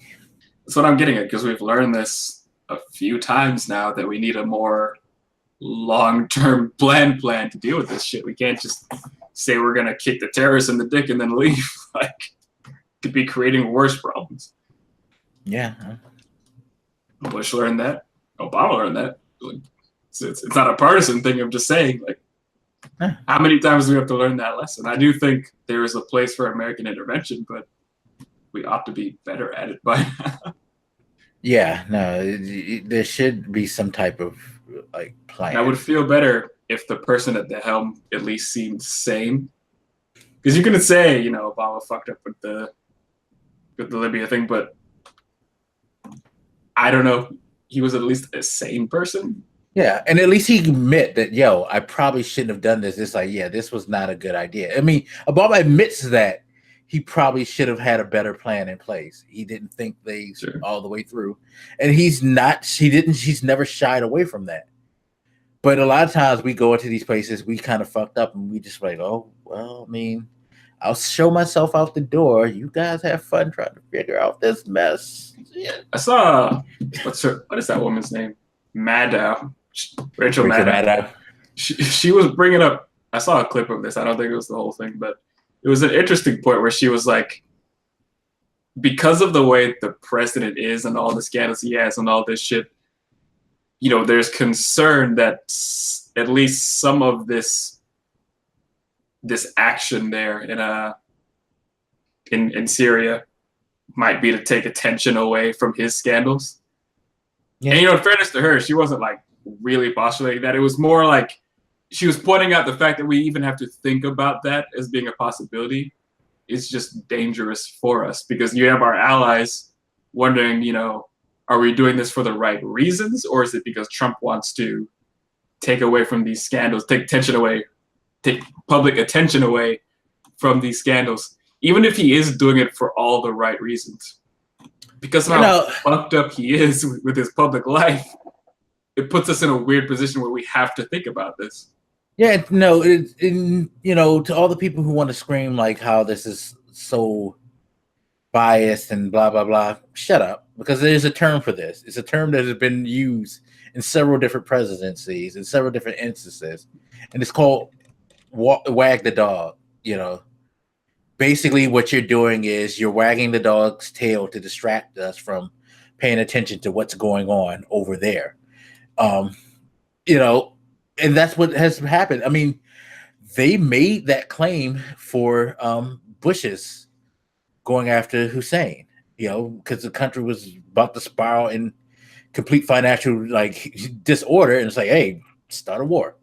A lot of times, I mean, a lot of people are very averse to us doing these things because there have been quite a few times in history where it seems like the best medicine for a, you know, party or administration's problems is to fucking bomb the shit out of somebody. You know, so it's not like it shouldn't be asked because we've seen it. It's not a new thing. And in particular with this guy, he seems to pick fights every time he turns up on him. Yeah. He throws a fight. He throws he throws a smoke bomb somewhere. Yeah. And we know he's incredibly self-interested. So again, it's an uncomfortable position where it's like, even if you want to give him the benefit of the doubt, which I'm not sure he deserves, but even if you want to do that and say, this action is for good reasons or whatever, it still just looks fucking terrible. And it's a position we don't have to be in. If he was just a less horrific motherfucker, yeah, we could at least stand firmly, because I would not blame our allies if they were at least questioning his motives around this type of thing, especially considering he said he was going to pull out right before doing this. So strategically, it's fucking odd. And it's costly, financially costly, cost of lives, possibly, reputation around the world is what all to protect yourself. I will say one last thing about that, because like I said, this issue is not new, and we've heard of this type of gassing and stuff before, but I think this is the first time I actually just like. So I probably shouldn't do this, but usually I avoid those videos where they show, the bodies and all that stuff. But one day I was like, this time I'm actually gonna watch it, and I'm not gonna lie, I was like very close to crying when because I saw this one, like, they seem to be an infant in the image, and I was like, good God, this is just, to think they all died in this building and they're laying here and they're just this shot that they did. That was the first time I actually forced myself to watch one of those. Yeah, and then again, like, the way you die too, it's just like, being shot in the head is a horrific thing to see. But I still don't find it as bad as knowing, again, whatever the chemical do is just like you're dying in agony. Like, you're not just, most nerve agents don't kill quickly. They don't just like arrest the heart or something. You die. It's just like you're bleeding internally and throwing up your guts and all that shit. It's just like, to put children through that. He's like, and that was probably the reason I forced myself to watch at least some of that clip, because it was just, we could talk about this in terms of U.S. foreign policy, military strategy, and all that stuff, but there's a very serious moral conversation around that. Yeah. That a lot of us want to avoid, and I think it is both sobering and important to, at least for me, to at least do a better job of forcing myself to look into that stuff a little more. Yeah. Not that I'm going to torture myself with those images every day or anything, but to not avoid them as much. I'm sure other people do that too, where they just kind of, because they're graphic, right? And they're heartbreaking, but sometimes it's an important reminder that it happens. Yeah. No. For people who was like hate America, we're not really getting gassed, but yet, I guess. Yeah, no, I think we've said it before. For all the bad things that go on in this country, the shit that pisses us the fuck off, comparative to a lot of different places, we got it really easy. I mean, it's still hard. It's not right. And I'm not saying that we should just be like, turn our cheek and just deal with it and all that stuff like people like to say. But at the same time, you have to take things in perspective. Like, I mean, it's not being complacent. It's just a lot of people have a bad habit of shitting on America without ever giving it any credit for getting anything right. And there are some things it does, if not fucking Joe on SmackDown. Sorry. Well, I know what you're watching. But I don't know, especially because wait, let me stop because it's weird. I tend to be more like liberal, and I talk to my more liberal friends. They especially like I don't like the boner my more conservative friends have for like the red, white, and blue. But my more liberal friends tend to take too much pleasure in shitting on America for often unfair reasons. Like they will blame America for certain things that like happen like in Africa and the Middle East, and we certainly had a part, but a lot of that shit wasn't like all our fault. That's not really fair when people do that. Or they'll say, we're just as bad as this other country. No, the fuck we're not. You need to stop that. You can acknowledge that we do some shit wrong without treating us like we're just like any. God damn, give him that shit, Joe. Yeah, we can love the country a little bit more. It is, we can shit on it and be fair at the same time. That's all I'm saying about that. Yeah, nah. But as I said to you before, and as I said on Twitter to people really seem to want to go from 0 to 1,000. They don't just want to take a moment to ease into the whole situation and let it, Yeah. Because that's a good segue. Get a clear. Well, no, I want to talk about the lighter one first, and then okay. We're going to talk about the Tammy Duckworth thing. So Tammy Duckworth is a senator who just recently had a baby. First senator to give birth while in office. Congrats. When I read that, I thought that meant that she had birth in her office. That would have been awesome if she would have just been sitting at her desk. And I was so confused until I continued reading. Fuck you. You really don't want my baby here? My baby's here. It's DNA. It's all over the place. Deal with it. Yeah. But continue. Sorry, I just needed to point out how fucking dumb I am. It's fine. We have those moments. But first senator to give birth while in office. And she wants to continue to serve while she is nursing her baby. Of course, there are rules that forbid children on the floor. There are also rules that forbid any senator, male or female, that takes maternity leave from being able to participate. More importantly, you can't vote if you're not present there. It's funny because it's a really weird rule that is basically stated that if you're not there to physically speak your vote, you can't vote. So what is the reasoning for that? There honestly is no real reasoning. At least nothing clear that I could see, because I was looking on the Senate website, and they did not borne out the reason or history of that. Is that you have to be physically present to verbally give your vote.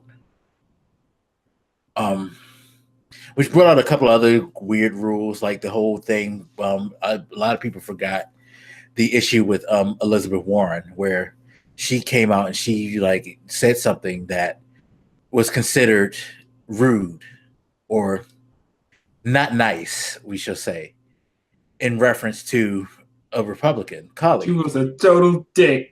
And this funny thing is she didn't even say that. If she would have said yo, you're a fucking asshole, you son of a bitch, kiss my fucking ass. Okay.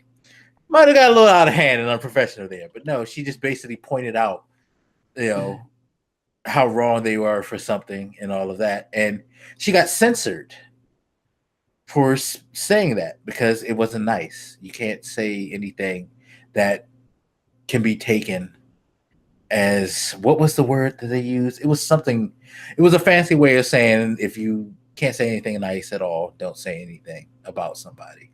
I'm trying to remember, because I do remember when that happened. Yeah. It was a bit of a brouhaha, because it was there was a weird sexism argument based around that when it happened.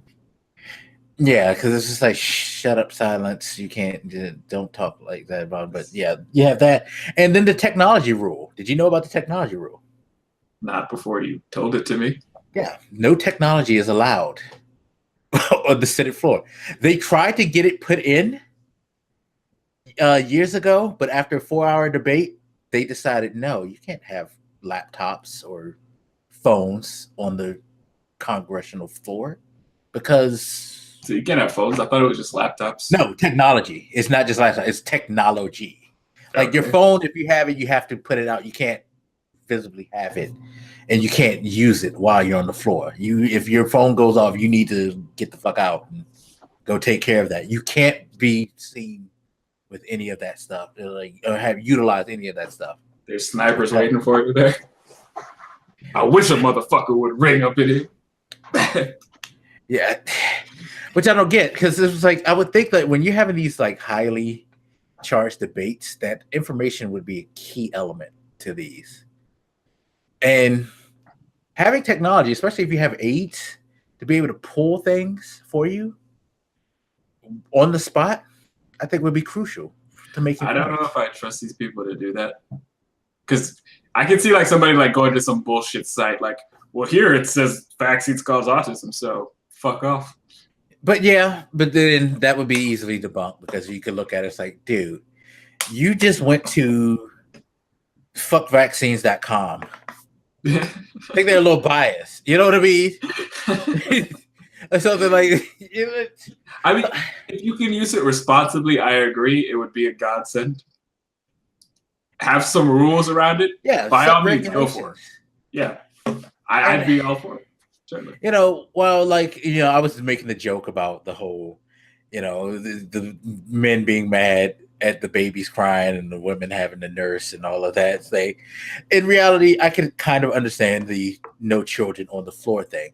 What I have an issue with is the technology and the absentee vote, where, again, we have technology, we have the tools now where, as long as in my opinion, as long as this congressperson is coherent and is not in any like danger of harming themselves, like say, like with John McCain, he just had brain surgery. I don't think you should be willing a man from his bed who just had brain surgery, you know, into a room to Skype call and see if he could, like, you know, hey, sir, if you say yes, shake your hand like this. If you say no, don't move at all. Stuff like that. You know what I mean? But if they're cognizant and they're coherent and they're physically able to participate, why don't we have the Skype thing in the case like the guy who got shot, who he was able, he was recovering his health, but he could have still participated. It wasn't like he was brain damaged, like the lady who got shot in the head or anything like that. I guess one thing might be the ability to filibuster. I guess it's kind of hard to do that effectively. You're the fucking United States government. You have the tools to allow a filibuster from a remote area. Let's not act like they don't.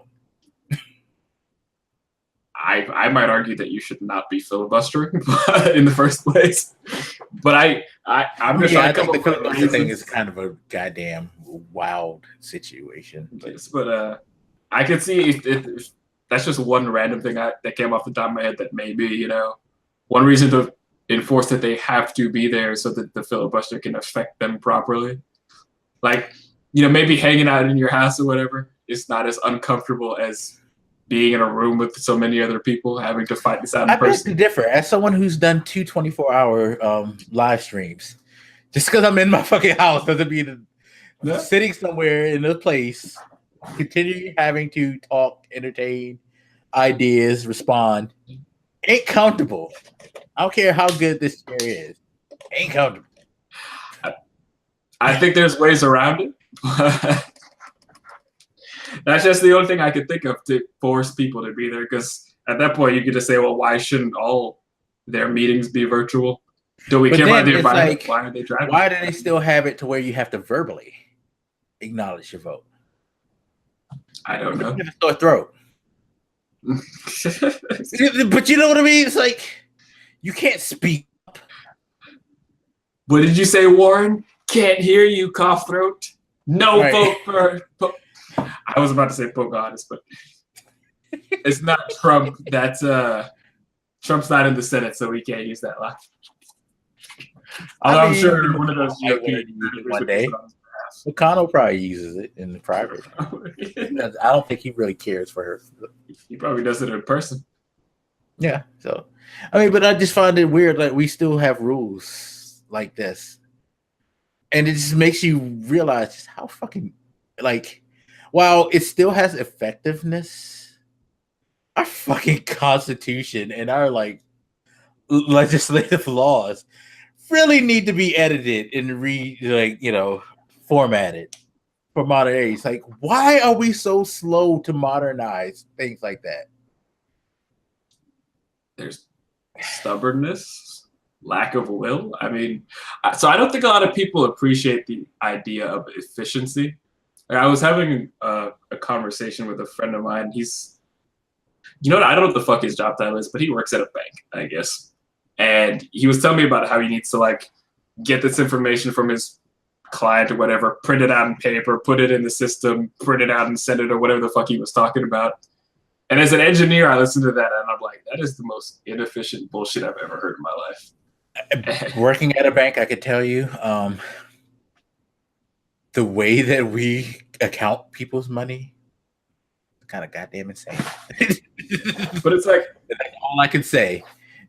When I was talking to him, I thought, you know, I feel like a lot of people in American life don't really think about doing things more efficiently. They just kind of accept the way things are. Like, efficiency is not a value for most people like it is, I guess, in my career field, where it's like we're always trying to find ways to make things more efficient, more streamlined, faster. Because the more of these little dumb things you have, the more confusing things you get, the more opportunities you have to fuck up, the more just mentally painful it is. Like, yeah, and no, it's funny. I was thinking about this when I posted that link to you. It's kind of like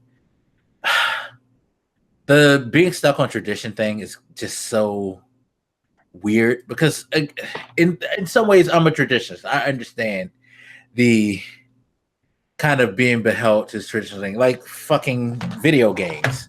I tend to get hard copies of games still, even though I need to find a place to store these. I have discs all over the place. It's not like, you know, I could still make that argument. Well, at least I could trade in my games. To be quite honest, that argument's always been lame. And even I could admit that because it's not like you're getting a reasonable value for it. It's like within a week or two, your game is worth maybe 40% at best of what you paid for it. So the whole trading argument is kind of dumb. And it's just like stuff like that. But it's like, for some reason, even though I know that digital is a lot more efficient, I still like the tradition of having games. It's not a tradition that I'm beholden to where I can't break it. Because if they told me they'll never make physical copy of games again, I'd probably be like, oh, that sucks, but I'll adapt. But a lot of people, when it comes to things and traditions and stuff like that, they just don't want to budge for shit. And I feel like that vote that they had with the laptops, it's like, you guys are still stuck at a time where, I get it. When you were coming up in the ranks, you didn't have all this technology and all these different tools to utilize. You had pen or paper, you had your flunkies. Times are different. and I think the difference between, you know, what you were just describing and this is that that's the type of tradition that you actually like. Like, even if it's not the most efficient, it's still worthwhile because there's like an emotional benefit, I guess. Like, for example, I like to write on actual paper and stuff. I can do that on my phone and take notes. I can do that on like a tablet, a laptop. There's a million ways I could do it digitally and save it on the cloud or something. But it's just more comfortable for me to write on paper. And while I acknowledge that it's not the most efficient thing, there is another benefit, which is just the more emotional gain from that. But these more process level things don't have that benefit. They're just tedious and annoying and error prone. And nobody usually likes them, but they just kind of live with that. So they have all the detriment and none of the benefit. So I do think it is different than what you would just describe. Yeah, that's true. Because, I mean, just going back to like your friend with the bank, again, me working at a bank, without going into the details, I can tell you that a lot of banks still love paper. They still love having a lot of things on paper. Regardless of the fact that it's being stored and it's being backed up and things like that, you get boxes and boxes of paper that you have to deal with. And it's like, why are we continually doing this when we already have, you know, a digital backlog of doing things? Sure. You know, just certain things like that. Just weird. Like another thing. One of the big problems that we have with my bank is that with technology, you know how a lot of credit cards and debit cards are having the chip reader. You know, and I guess this would be the best comparison to Congress. How I look at it as Congress. Now, you've used a card with a chip on it, right? Sure. Pretty quick. You stick it in, it reads your information, boom. Okay. Customers hate that shit. They don't understand why they have to use it. They don't understand the need. They find it confusing. They're really, really against it. Even though, like, if you've used it, you'll see how much more efficient and quicker it is to go about your business in your daily life. But they're very adamant against this. A lot of them are. Generally speaking, the ones that are adamant against it are older people. And that's why I compare it to Congress, because you still have a lot of old guard in Congress. The terms are ridiculous in places like the Senate. It's like going to the Mark Zuckerberg thing.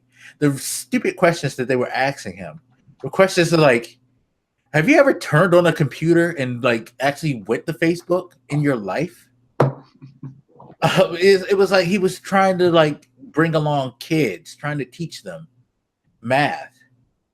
And it was just like they weren't prepared for it because they've never thought of integrating any of these things in their life because they're used to things being the way it was when, you know, I guess in their generation, from their generation. And I think we're at that weird point where we're moving forward politically as far as having younger people, but we still have a lot of older people who still hold and cling to these traditions of procedure that makes it really, really hard. And I find it fascinating because I'm very curious as 2018 what how it's going to be. Like, I need to like actually start looking at all the candidates and like start looking at age ranges and things like that. Cause like, I always say I'm that generation that's kind of like the tipping point of like, are you going to fall on the modernization of the world? Or are you going to still kind of fall back to the way things used to be? Cause I have way too many friends in my age range who continually still slide back to the way things used to be in the 80s and the 90s and not look forward to how things have evolved since we were in high school, you know. Sure. So it's going to be weird to see because, you know, you have the age rules in some places where you can only be a certain age. That factors in all that. It's like, as time goes on, I'm very curious to see how Congress is going to develop because, like, sure, bringing kids into the thing, I'm against you having I wouldn't want you to have your kids on the floor, although I understand their argument. That being said, they do need to loosen things up to where someone who possibly, because again, understand, nobody ever thought about what happens if you have a senator, because these laws were written in times where women weren't allowed to even fucking come nowhere near the Capitol building. I definitely think the spirit of what she's doing, as far as making it easier for women to participate there, is totally worthwhile. Yeah. I don't know if what she wants specifically is the way to achieve that, but the point of what she's trying to achieve is definitely something I'm all aboard with. Yeah, and honestly, I don't think that that's specifically what she wants. She's very, very shrewd. I think she knows how to tweak them, and I think this is like her tweaking, because this is her like. This is one of those cases where going from 0 to 1,000, you need to know when to do that. She went to 1,000 with, I want kids on the floor. Fine. Everybody's good. You're going to have some people that back it, but now you give people the opportunity to say, well, wait. Do we really want kids? What's the real issue here? It's hard for you to do your job, right? So maybe we just need to find an easier way for you to do your job without having kids, because I don't know if you want kids in this type of environment, you know? And then it whittles down to what she wants, but she hits them with 1,000 and she freaks them out because she knows that everybody in this day and age tries to tiptoe around things, because you don't want to be that guy to come out and was like, women shouldn't be having, like, you shouldn't have had the baby while you were working anyway. You knew the rules. And so nobody wants to be that guy to say something stupid like that, would even say anything remotely that can get them into trouble, which again, perfect segue to the next topic as well. But I feel like that's what she kind of did, was like lob this grenade in the middle of the floor and just wanted to see how you're going to handle it. Yeah, I'm pretty sure she really wants the baby so she can weaponize it during meetings. So if she feels like things aren't going quite her way, she'll just like give the baby like a quick pinch. Can you look at this face and tell me that you do not want affordable health care for everyone? So what you're saying is, look at the cuteness. You want my baby to die, essentially, is what you're saying, right? Right. By not funding children's health care? Is that what you're getting at? That you hate babies? Maybe I should just throw out the window, since apparently that's what you want. Exactly. And if she needs to be more annoying, she can just like give it a quick pinch and it starts crying, and then psychological warfare. I mean, she was in the military and she was well trained. She's a military hero. She might be onto something. I mean, to your point, I am curious to see how tech will be more integrated, because I feel like in some cases it's kind of integrated, but in a stupid way. Where it's, for example, I remember going to a job once, and you know, when I signed up, I had to do this paperwork or whatever. And yeah, I remember at one stage of it, I got to do like a digital signature. I'm like, yeah, this is cool. We're all getting into the modern age. But then on top of that, I had to do a physical signature. And then I had to scan it and send it in. And I was like, what is the fucking point? Either my digital signature counted or it didn't. And why the fuck do I have to sign this physical piece of paper and scan it? It just made me like sign and submit it in 3 different forms.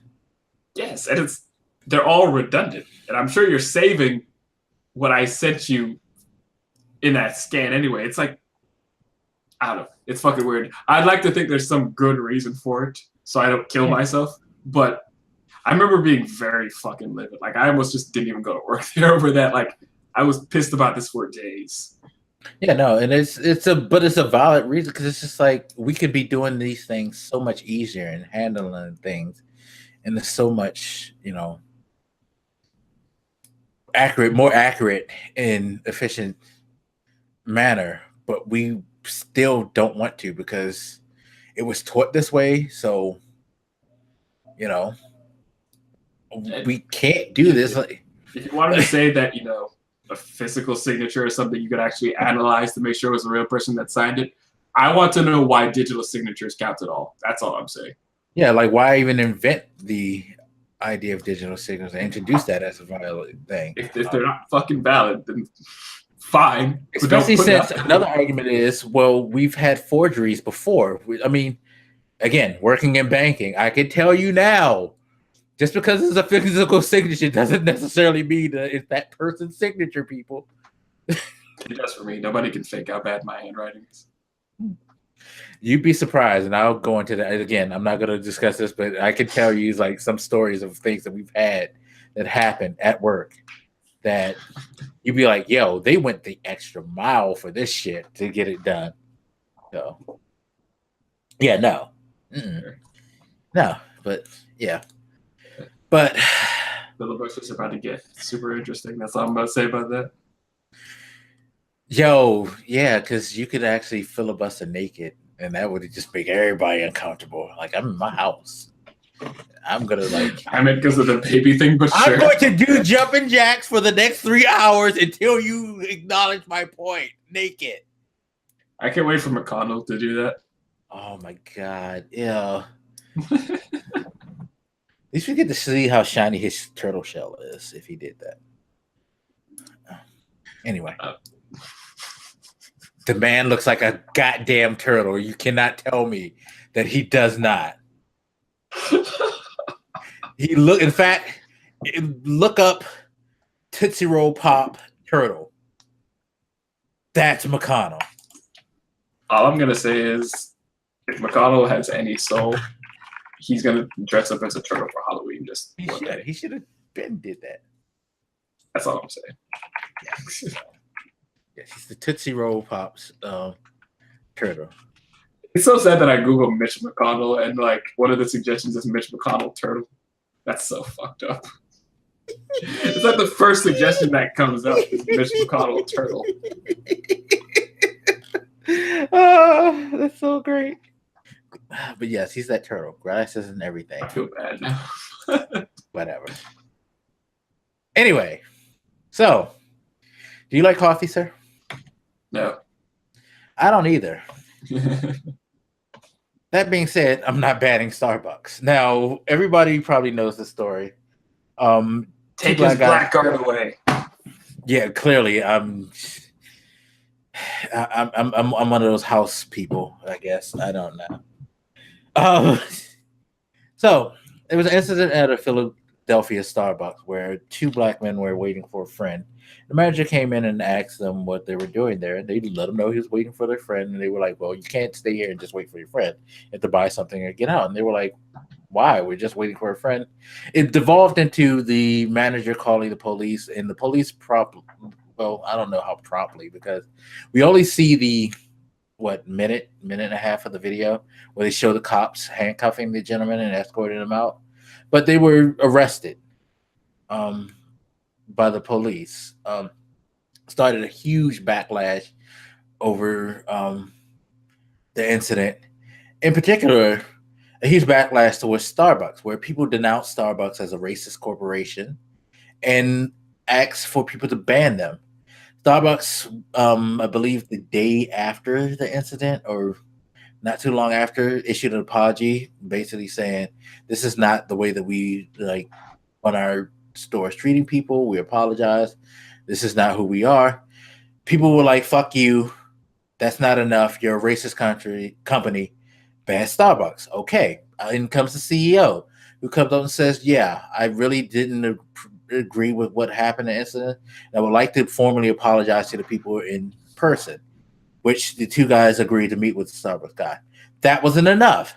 Now flash forward to today, where 8,000 Starbucks are going to close within the company. These are the franchises that they actually directly own. These aren't any franchises that anybody started, through them. These are their personally owned stores that they're going to shut down for biracial training for all of their staff, which, of course, to people, it's not enough. So, what is enough for you to drink Starbucks ever again? You mean the first time? You've never had Starbucks? So I don't drink. I probably mentioned on the podcast, but no drugs of any kind, no alcohol. I don't drink coffee. I don't like the idea of anything that like messes with my mental state. Yeah, you're a teetotaler, as they used to call it. So no, but even if I was, I'm sorry, Starbucks just feels really fucking pretentious anyways. It is kind of like pretentious. Like I feel like weird going to the Starbucks because the whole setup and the whole like the one line to order, and then you come out of there and they have to yell out the order and they write on your cup what you're doing so they'll know exactly what the mix, and you can see the barista do the thing, and then like you go and you pay and you stand over there and they call even that name. term, barista, so pretend. Just call it like, just call it the coffee wench or whatever. Just no, a barista. And the funny thing is the barista is supposed to be somebody who's really, really adept at making coffee. It's like, this is the fast food of coffee. They're not. I highly doubt that you're teaching them the true mastery of brewing coffee at the perfect temperature and the perfect thing. It's like, get the fuck out of here. On top of that, Starbucks is expensive as shit. I saw somebody on Facebook mention that today, and I was surprised by that. I just assumed because it's small fucking coffee at Starbucks will run you probably $4 in most areas.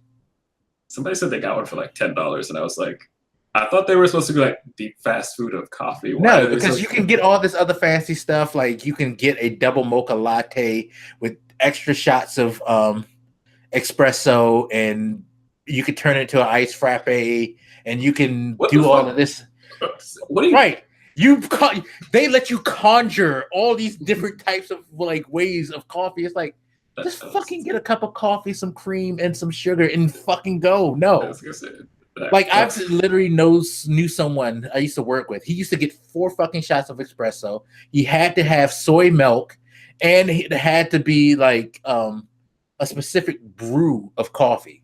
It's like, Jesus Christ! All you want is some coffee. Did you ever watch that Kevin Hart skit on that? No, It's I one of haven't his seen stand-up it. specials. Oh my gosh, it's probably send it to you on Netflix sometime, but it's fucking great. And it's just how I imagined Starbucks to be with these really elaborate, pretentious drinks.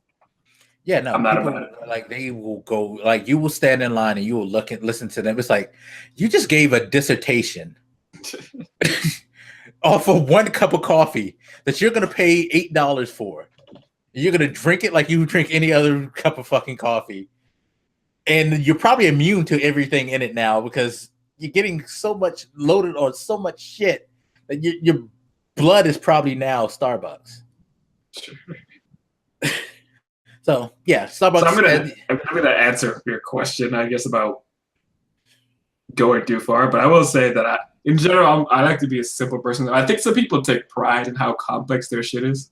Like I used to go to Subway or whatever to get sandwiches, and I would see these people like these weirdly complex things, and then they'd come to me, and I'd be like 2-3 ingredients, and they'd always say like, "That's it."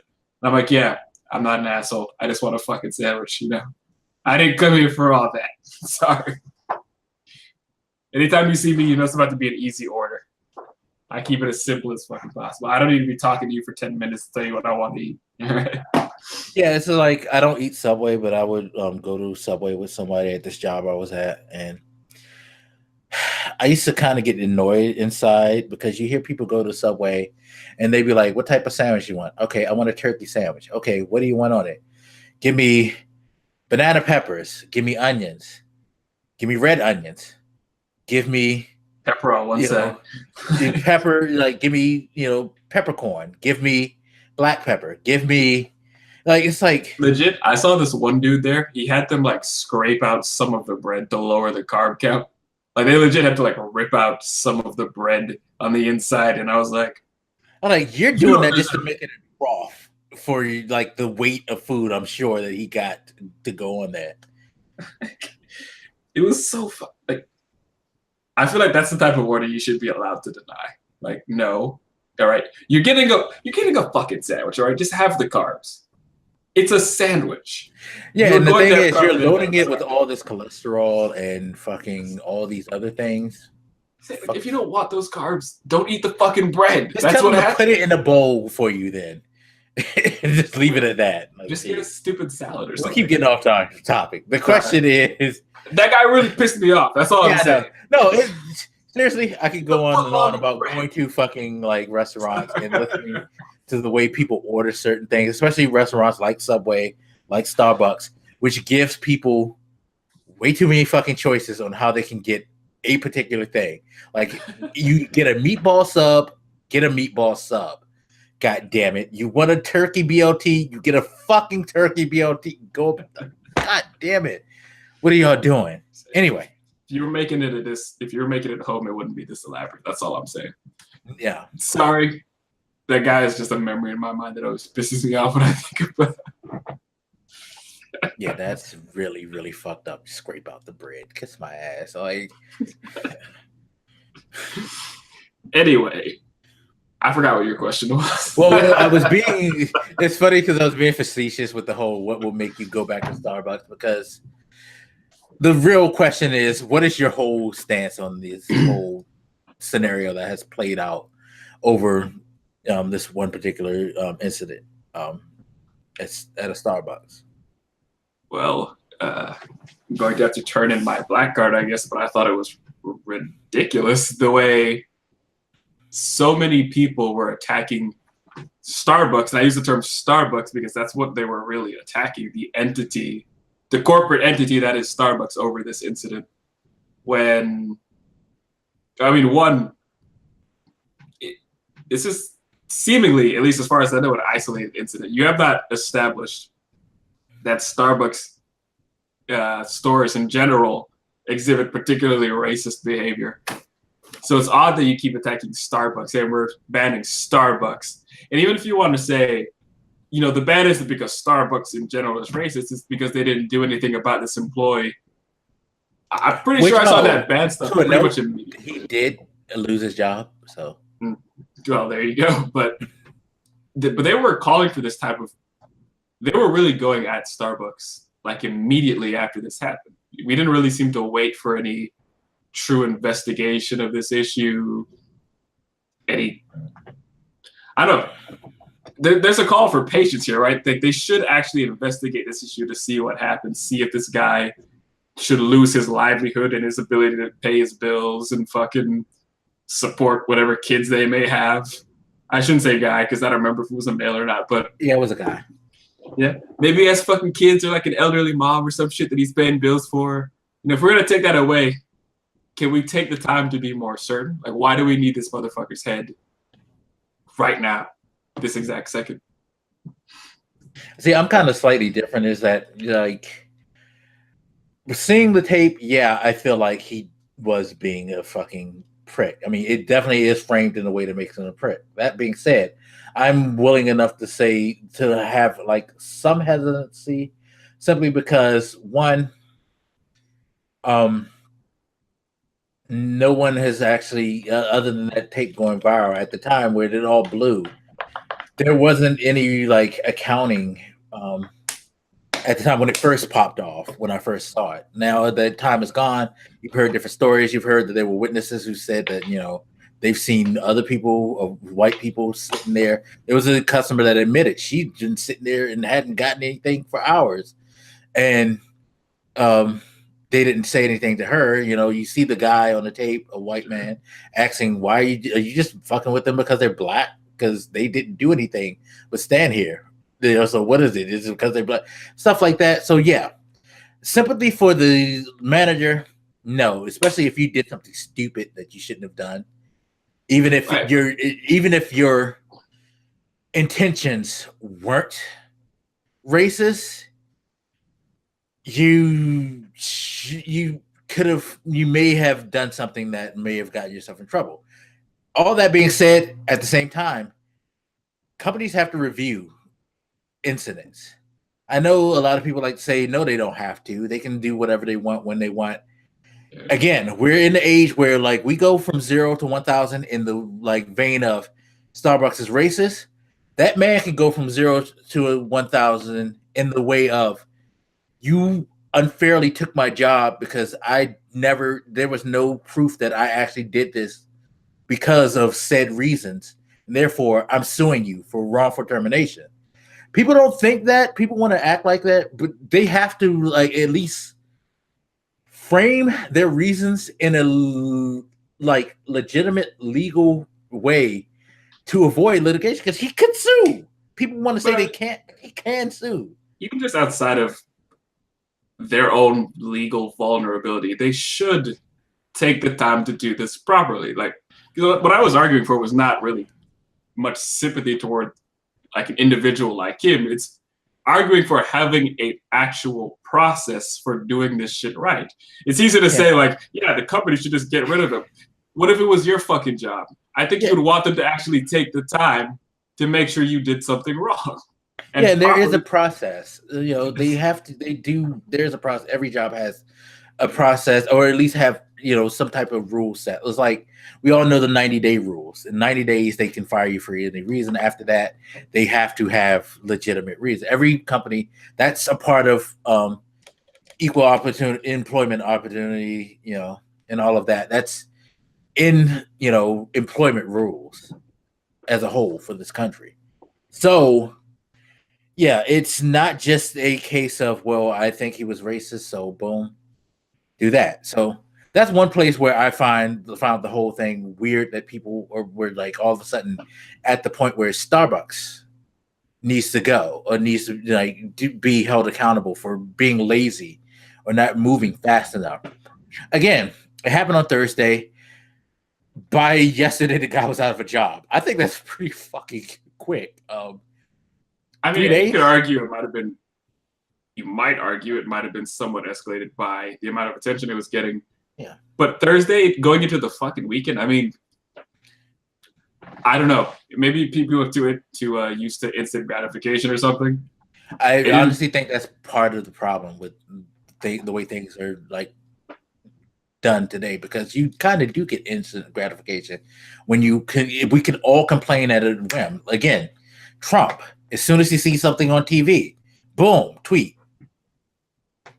You know, So we have been social media and things have engineered us to want results a lot faster and not go through the proper process. But the thing is, this was a store. Now, do you know if this was a independent franchise or was this one of their patriated stores, like one of their corporate stores? I don't know. I feel like I saw somebody who went there say something about it, but I don't remember. Yeah, and that's the thing. Okay, you have to figure that out because if it's somebody who just randomly owns their own store, the onus to me goes on that person, the owner. Because is this the type of people that you're hiring? You need to like question him. Like it's funny because I know this isn't an apple to apples comparison. It's more apples to oranges. But let's take fast food. Take McDonald's. I live in a relatively hood area. Most of my McDonald's are relatively hood. But I cannot say that McDonald's is a hood company because of the behavior of their employees and the treatment that the bad customer service. Like I won't overall blanket McDonald's as a horrible company because I have horrible McDonald's in my area. You know what I mean? Sure. So for you to take this one store and just like basically highlight it as the poster boy for how Starbucks treats all their customers and all the stores. I know there've been stories of other incidents now are all of a sudden surfacing. Sure, I understand that.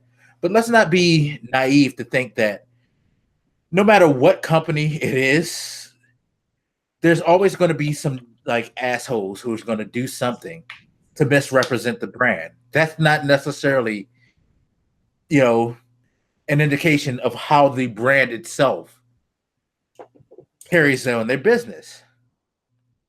So, and that's where the argument I've been making. It's just like, wait, why are we cutting Starbucks completely off at the knees for this one guy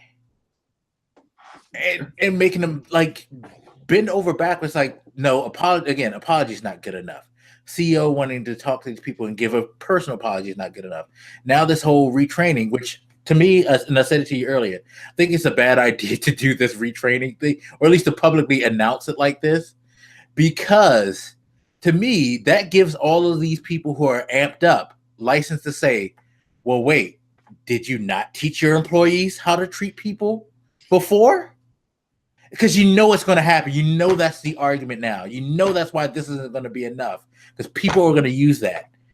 Even though by the way, if you've ever been a manager and you've ever been through management training, I can tell you firsthand, you do have to go through those type of things, including like diversity training and stuff like that.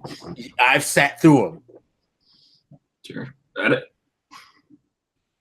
hop back on that issue of having a shitty representative of your company. Yeah, sometimes shitty assholes get through. Maybe you can't always tell that somebody is an asshole in a single interview, which is probably all they really have to do, right? As far as, yeah. I don't know I shouldn't speculate too much. I don't know what their interview process is like. But if you've ever been through an interview or interviewed somebody else, it's not always apparent that they have some sort of issues or something. Sometimes assholes get in the company. They get fired later, but it happens. I've worked with assholes before. I'm sure whoever interviewed them was not aware that they were an asshole. Yeah, because let's be honest, all of us in our interview try to put on our best face and do what we need to do to get the job. It's not like this guy was going to walk in with the swastikas tattooed on his face and the fucking Dixie flag, Confederate flag, like shirt and tie and shit like that, and have a noose in his hand and shit like that with a MAGA hat on. Sure. And again, I don't even know if this type of issue is like a repeated issue with this guy or something, or whatever the fuck happened with him. But in fairness, again, it's not always obvious that somebody's an asshole. So even the act of hiring him itself, even if it was a mistake, it's not necessarily the most horrific, egregious mistake ever. And when you have an entity like Starbucks, there's like Starbucks on like every fucking block in this country. So when people say, they bring up these other instances of that type of thing happening, I'm like, yeah, what was the number you said they were closing for that one day? Like 8,000? 8,000. How many companies have that many stores, period? they can afford to close 8,000 of them for a day to do this. If you have that many of them around, I'm sure you can find instances of this type of thing happening. It's just a matter of statistics. You could probably find like 5 where people were caught fucking on camera or something. Like, yeah, there's people stealing, not just from the business. You may have people doing drug transactions. We've had places where you've seen people in certain jobs use their job to be mules and all that.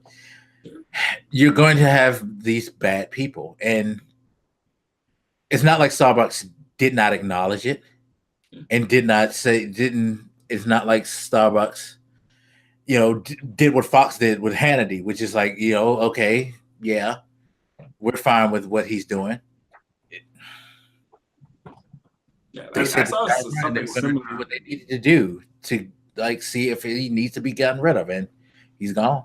I saw something similar, like some similar story, like a Planet Fitness or one of those gym places, and they were like, "I'm glad I canceled my membership there recently." I'm like, "For fucking what? Who cares? Have we established that?" I should say, whatever the gym place was, have we established that they're racist because they had this one asshole? When you have this many places, it's statistically likely you're probably going to hire a racist asshole at some point.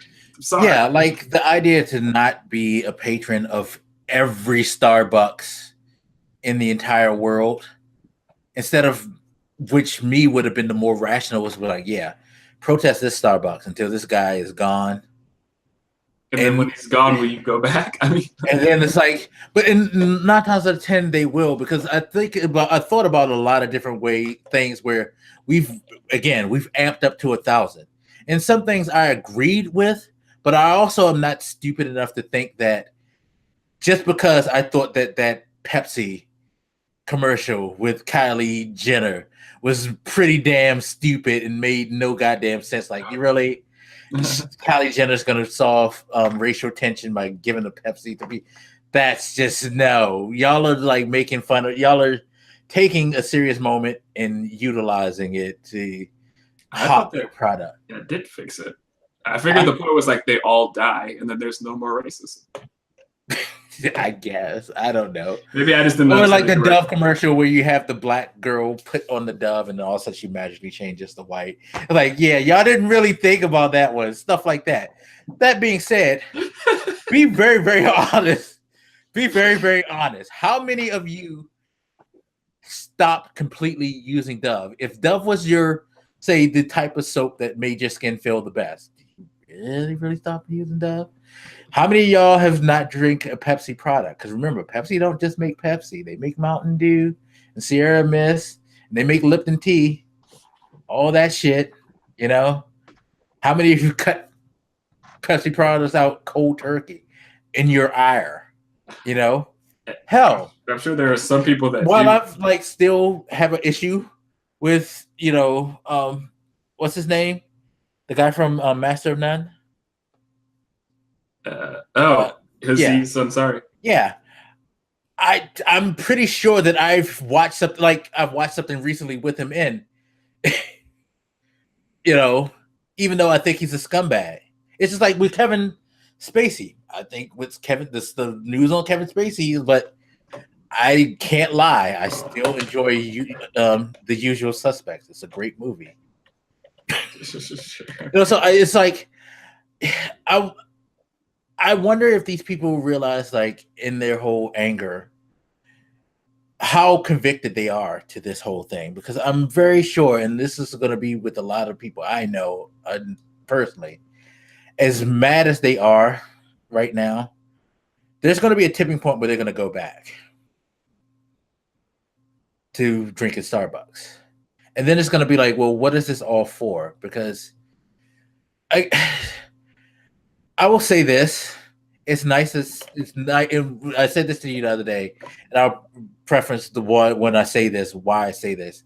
It's nice that they're doing all these things publicly to show that they're not, a part of this program of, like, the way the manager treated the black guys, and that this is something that they don't agree with, and they want to make sure their employees realize that we don't like this. This isn't what we want representing our brand. I don't feel like they had to be bullied to make this public statement, because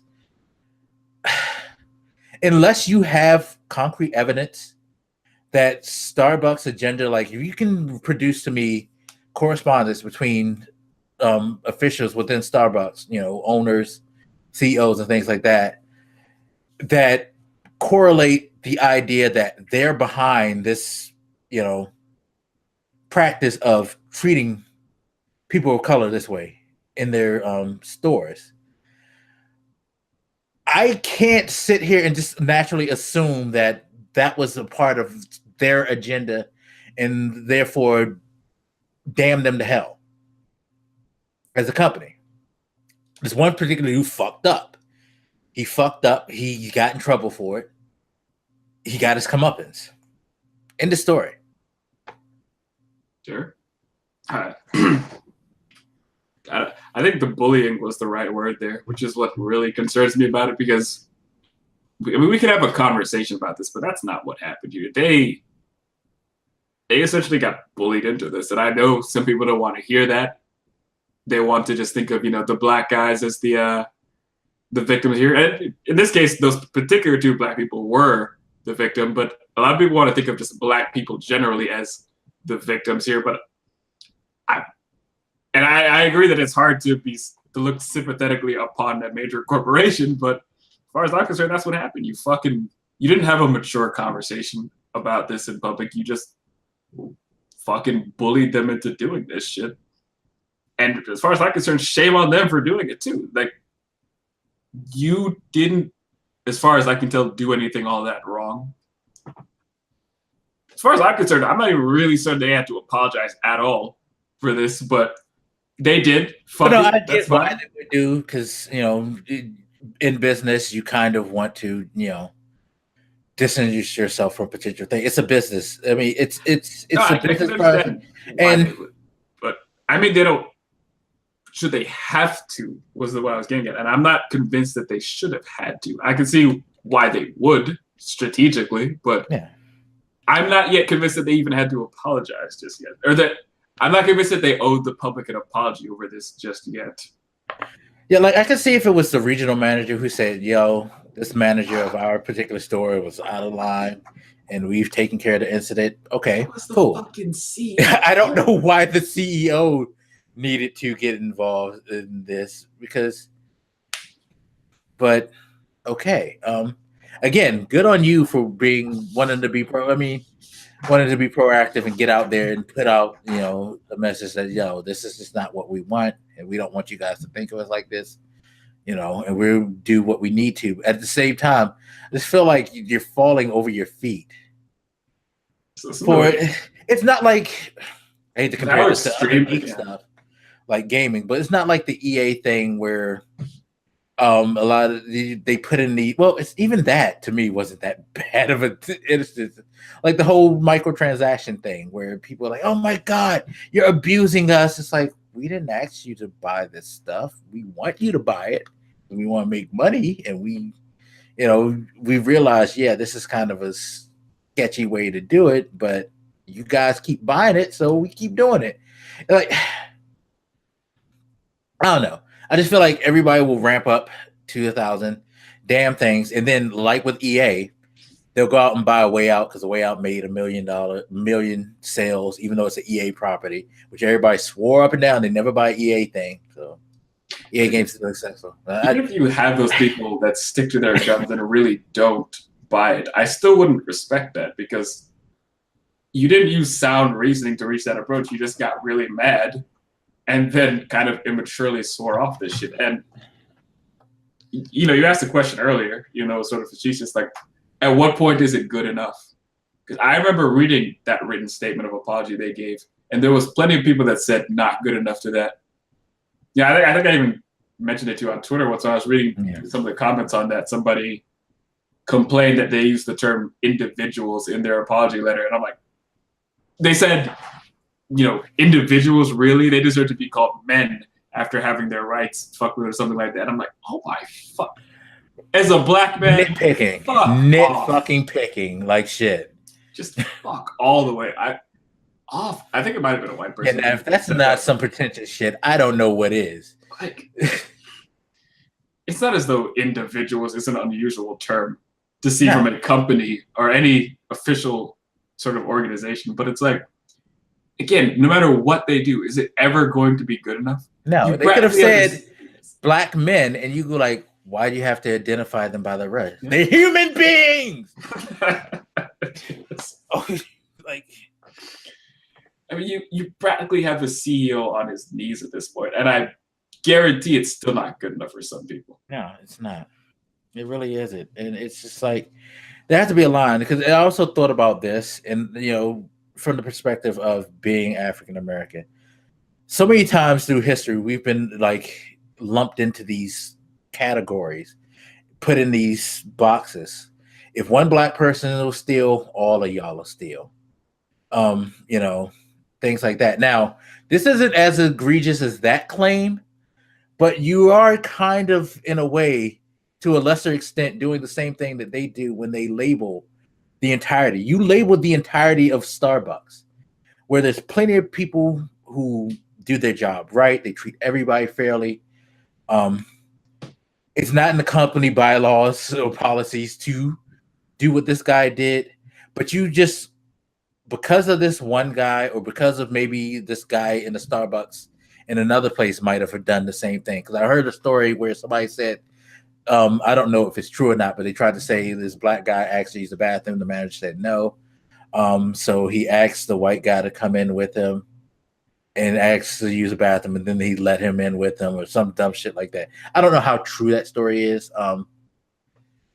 But it's like things like that. It's like, yeah, that's fucked up. And yeah, they both happen at Starbucks. Doesn't mean that's what Starbucks do, or that's what Starbucks is behind. That's what those particular people who happen to work at Starbucks are about.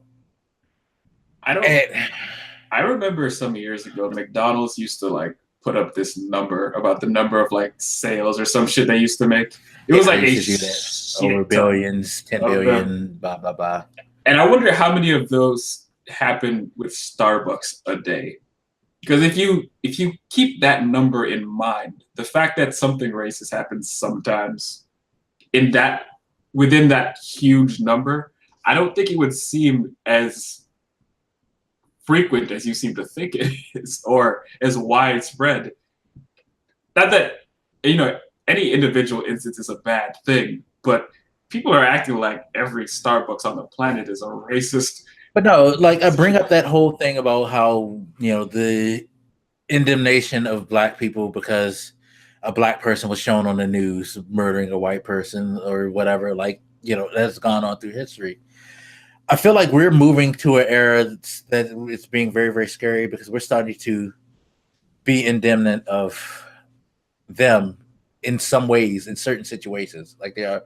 Yes, I get it. I'm all about, the fact that, yes, there's racism. Yes, there's unfair treatment. There's laws that are basically made to go against people of color and things like that. That being said, again, feel free to pull my black cards. I'm not damning all white people to hell for that, because God will do it for you. I mean, hey, might, but no, seriously. But it's like, I just don't want to be in that men's mindset, and I don't want to do that, because how are things ever going to really get better if we always want to just point the finger and damn everything to hell without taking it and looking at it in a reasonable rational, like, okay, this section of people are bad. This section of people are decent. Section of people, they're a little iffy. We might have to work on them. Like, because we're not perfect. We're none. Like, shit. Let's be honest, Black America. We may not have the power to be racist. We could be some pretty racist people towards Hispanics, Asians, and things like that. We all have that person in our family or that friend that has said some very, very vile things, or that believes some very, very fucked up things about other people of color, not just white people, and that have discriminated against other people of color just because they were Spanish, or Asian or what have you. Sure. So that power to be racist thing is a little dubious to me, but I will say I do get concerned when we see shit like this, because if we had like a mature public debate about, what this means, how we should deal with it, and did it in like a proper manner, I'd be all good. But I don't like the idea that these flighty, extreme emotions of the public can just rock to the core, like every company or every organization around. Every time some people get a little bit pissed, the entire earth has to shake. Like that's. Yeah. So when Starbucks announced that shit, I was extremely disappointed, because I was like, no, you need to start standing up to some of these motherfuckers. And like when you've actually done something wrong, admit you've done something wrong and fix it. But don't just, bow out every time somebody fucking yells at you. I remember, some years ago, there was this article about some teacher that got in trouble, whatever, with the parents or whatever. And, it made me very upset. So I was like, we need to stop, because the school board like made her apologize or whatever. And it was like, she didn't do anything wrong. But, parents got all pissy. I was like, no, stop throwing your fucking teachers under the bus every time a parent gets a little pissy. All right? Yeah, These are your boys. You need to defend them. Stop that shit. Yeah, unless they've done something demonstratively wrong. Yeah, don't just apologize. Like, he yelled at my kid to stop being loud and kicked him out of class. Well, your child was being fucking disruptive. I mean, to be clear on the example, what she did was like in some assignment, it was like, what is a fact and an opinion? And I think the question was like, did God exist? Or it was like some religious question. And the answer was, it's an opinion. And the student said fact, and she got it wrong. And she told her mom, and she got all pissy about this. And it's like, but religion is an opinion. She was teaching your child English, and you got all mad. And then the school board like got behind you on this. And it's like,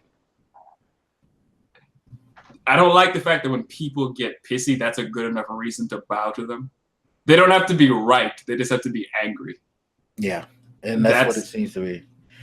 And I think that a lot of people like to use that as a tactic. I mean, because it is a very effective tactic to get what you want, even if you're not genuine about it. Because coming from retail, see it all the time. People come in and they're rating, I can't believe this didn't last a long time. It broke within 2 days. Did your child break it? Yeah, but it should have been able to last longer than 2 days. Like, but your child broke it. I don't care. You're selling this cheap shit. I want my money back. And eventually, like, your manager will be like, just give them the money back, because they don't want to deal with it. It's like, yo, I don't want to be bothered with this. It's like, no, they broke the thing they bought.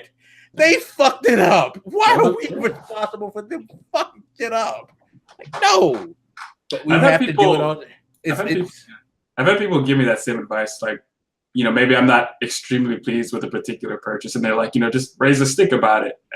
And I never do that, because I'm like, if I felt like they fucked me, then I would have called them on it. I broke it, or I wasn't paying enough attention to what this thing really does. I wasn't being like a responsible consumer. I'm not going to come at them because I did something wrong. If I take the TV out the box, and I'll return something if it breaks, if it's within the reasonable time frame. Yeah. Things like that. Like, I've literally seen people break things as soon as they paid for it and ask for a refund and they get it. And it always fuck with me, because it's like, I understand you want to leave people happy, but he just put it in his hand and snapped the shit. And now he needs to get another one for free?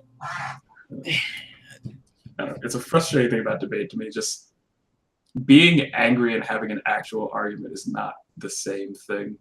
And I can't believe I'm sticking up for a company, let alone a company I don't really give a shit about. A company that fosters pretentious lifestyles. Fucking get a cup of coffee and get the hell on. It's not that serious, people. So a company that not only do I not like, but I see them as pretentious, and here I am defending them. It's like, grow some fucking balls and stop getting on your knees for a blowjob every time somebody yells at you. Fuck them. They weren't right here. And I'm a black guy saying this. I might have my card revoked and have to become Caucasian, whatever, but it's fine. Because I think I said something to somebody the other day. Like, if this is the definition of being woke, then I am very, very comfortable getting as much sleep as possible because I don't want to be awake for this shit. Because especially when it comes to the day where everybody goes back to Starbucks. Because it's not like this is going to be years long, but we've seen products where they've had things like this before. It's like, shit, we as Black Americans, champion certain fashion labels in which, like, was it Versace who, like, basically was, like, had some racist statements, yet all these rappers are running around in Versace and shit like that. Or I remember back in the day when Nautica was the thing, and they protest against hip-hop artists because they didn't like the imagery connected with hip-hop. They didn't want Black youths wearing Nautica, and people got like, oh, I don't hate Nautica, and the next week everybody's buying Nautica and things like that. It's like, yeah. And just one quick thing. I will make this last point on this, and then the floor is yours. But let's be very, very honest. We can rail against Starbucks because it's probably something that, for the most part, a lot of us probably feel the same way about. All of us all of you are really loud and angry, because I've seen a lot of people say this. I don't patronize them anyway, but I'm not going to now. You probably didn't give a fuck about Starbucks enough to actually sit and be like, well, wait, is this the right way to go at them? Because I guarantee you, if it's something like Nike or any other thing that is very, very fashionably popular to you, or that matters to you, you're gonna actually want to do the rational and reasonable thing and think things through. Sure. That's a good point. It's probably easy if you don't give a fuck. Yeah. But what's I about to say? I do think there is something good about the public being able to affect these powerful organizations. That's not in itself entirely bad. The problem is that a lot of you are fucking irresponsible when you do it. There is a right way to do stuff. There's a smart, mature way to do stuff. I'm glad that these companies will respond when you go at them, but you shouldn't just be going at them, like Mega said, from 0 to 1,000 anytime you get a little pissy about something without any good reason. Not every offense is equal. Sorry. And I'm here defending the most pretentious motherfuckers on earth because of you guys. So thank you. I know. For putting me in that position. Yeah, and I hate it. I fucking hate it because, like, fuck. I was thinking about that just the other day. Like, it's odd the number of times I have to defend shit I don't like because I just happen to value fairness more than my personal preferences. But yeah, like, again, going back to the ending thing. While I didn't agree with you, and I will admit this, as I've ramped down from 1,000 now, I admit with my thing, I do think I went 0 to 1,000 partially because of personal experiences, things that happen to friends, so on, family. But at the same time, I am honestly reasonable enough to admit that, yeah, I probably did go a little overboard because of the emotional attachment to it. I still don't agree that he's like, I will never agree that this guy's innocent in this. But yeah, I think if some people would take a moment to do like a cool down, like I did with that, and then realize, like, yeah, this probably shouldn't have been gone to the extent that it did, it would help for the next time where you see something like this happen. You know what I mean? And that's what I hope, like, in all of this, enough people take that time once they've gone back down to 0 to look back and be like, yeah, that was kind of unnecessary and overly, bullyish of me. In my mentality. So we joked a little bit about the whole having your black card revoked, but I will admit it was a bit of a concern for me when I saw a few people posted on Facebook. I didn't really respond because there is, how should I put this? There's an expectation that you ought to be morally outraged by certain things to some extent. And if you don't share in that moral outrage, it seems to say something negative about you. It doesn't seem to say, you're being fair and reasonable. it might say like you're an Uncle Tom in some cases. It depends on what the issue is, but people tend to glean like negative things about you and your personality and your values if you don't freak out on the same level that they do. Yeah, no, because every incident is not necessarily the same. It's not a necessarily one-to-one experience. And again, like I said, take it from the levels.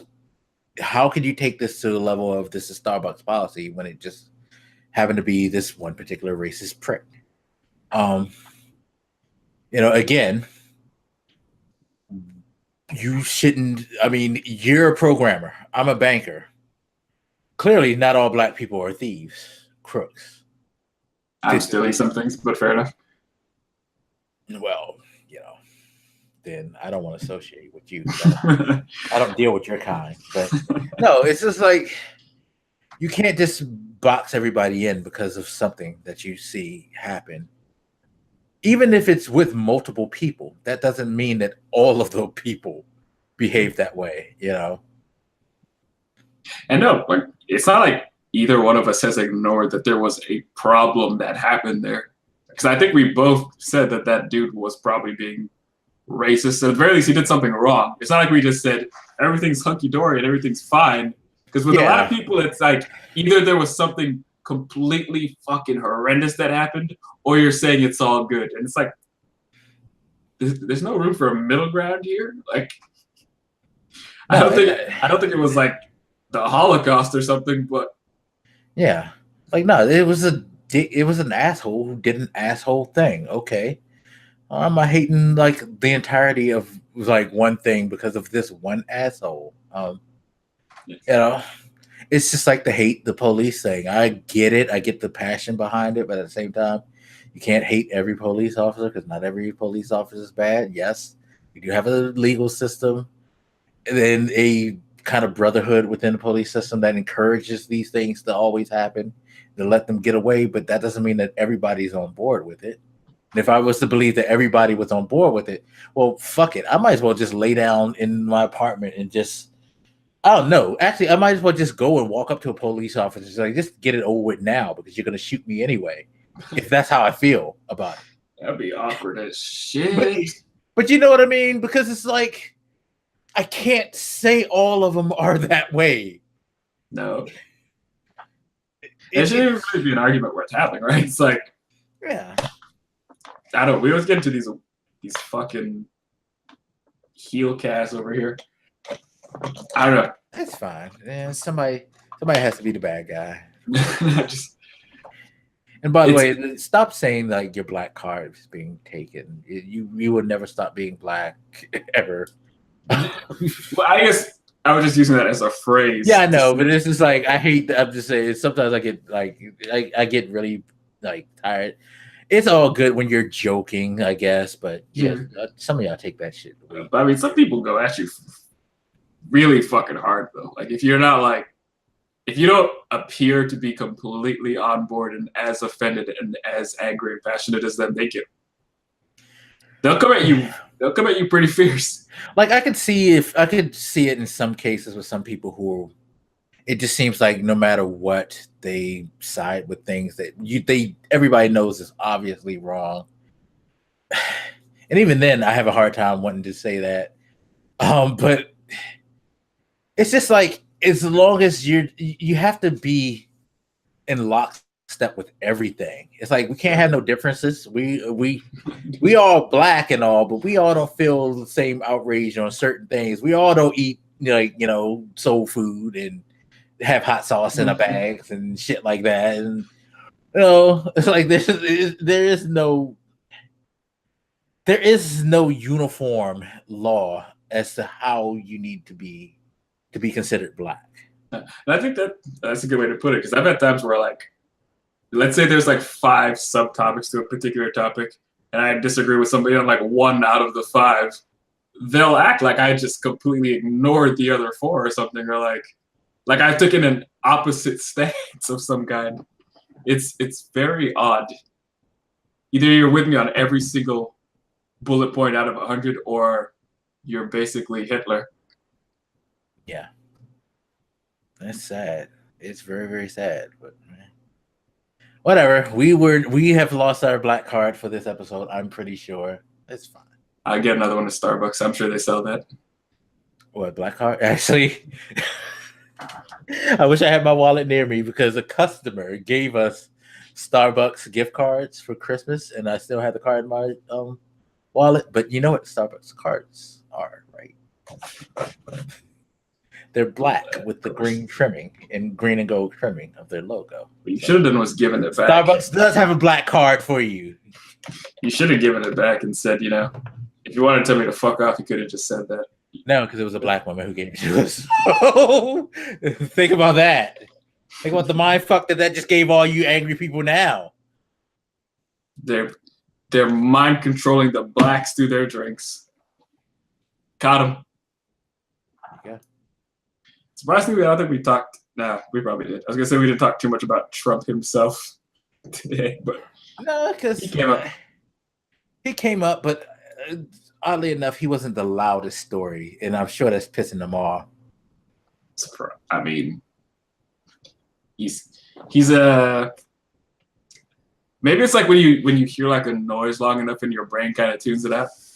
Because I'm sure he's running his fucking mouth and just like, yeah, whatever, you're saying stuff, you're crazy. Yeah, no, I feel like he's like wishing. Although, remember you brought up that point about the meeting in person with North Korea? Mm. Article just came out. Apparently, Mike Pompeo, the CIA director, traveled to North Korea over Easter weekend for a meeting with Kim Jong-un. That sources have confirmed. I hope it went well. Yeah, you send Torture Boy over there to have direct negotiations. It's so fucking weird because you'll see people who say things like, no matter how dumb Trump is at doing stuff, they'd be like, well, at least he's doing stuff. At least he's addressing this China issue that we've had. At least he's addressing Syria, whatever. At least he's doing this and that. And it's like, I guess sometimes that's true that we haven't been addressing that shit enough. No, I disagree. I feel like the actions we may have taken haven't been the ones that he's taken. But let's not act like it's not been something on the table talked about in the last few decades. As far as being like in the public eye, like I could even accept the idea that he's bringing it more to the public eye, but that doesn't mean do it in the dumbest way possible. And that's the thing. I don't acknowledge that because he's doing it in the most loud, retarded way. It's not like sometimes it's best to just sit in the back quietly and talk these things out. Like, again, as we've said over this whole Starbucks thing, to sit down and have a rational discussion and work this thing through. Yeah, not sitting here talking about we're going to drop like smart packages on you and they're huge and they're going to do all this stuff. Like, come on, dude. I'm just getting tired of people saying that, like, well, at least he's bringing it up. Like, cool. I guess if you feel like we haven't been making a big enough deal about this, fine. But that just because he is making it an issue for him does not mean he's doing it right. So stop saying that shit that he's at least bringing it up.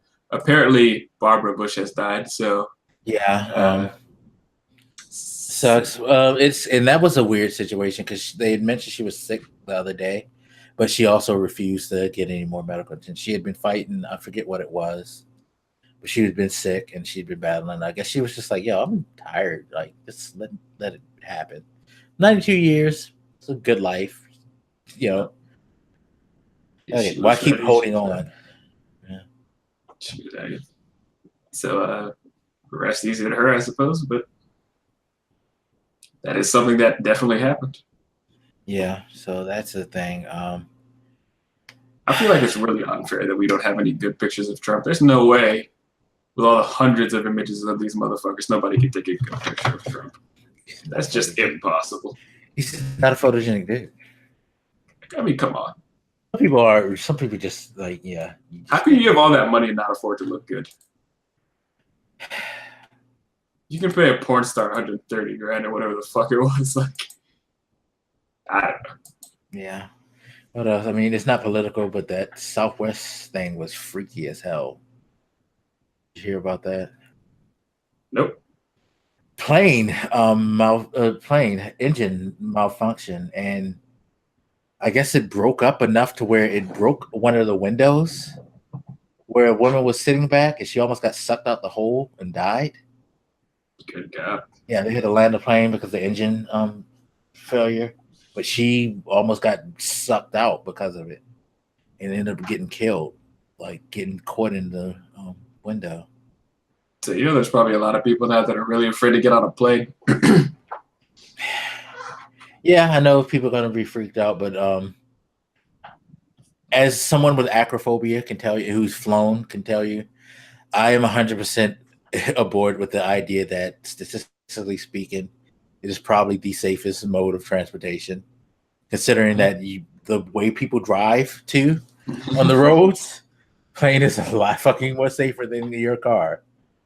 So, but I understand the apprehension, even though I don't think it should be. I mean, that is how the brain works. Yeah. I believe it's called the availability heuristic. Once you've heard about a particular thing happening, you tend to think it's more statistically likely to happen than it really is. That's why people freak out about plane crashes, even though, like, I'm sure peanut allergies kill more people. And not to get back on the Starbucks thing, but I also found it interesting that there's an article, and I forgot to mention this in that whole rant, but why are we wondering why the police decided to handcuff these guys and things like why aren't we getting a backstory on this? Because there was an article that was put out that the ACLU says that statistically there's a large disparity in police stops in areas where there are Starbucks, where the Starbucks happen. The arrest happened, you get a lot of police stopping people in that late neighborhood. So guess what, people? That Starbucks was in a racist area that police were doing bad things anyway to black people. So it probably is the Starbucks. It's that part of Philadelphia that you want to stay away from. Could be. I think there's more analysis that can be done. It shows that 67% of the pedestrians stopped in that district of Philadelphia were all black. Black. Even though there's only a 3% population of black people in that area.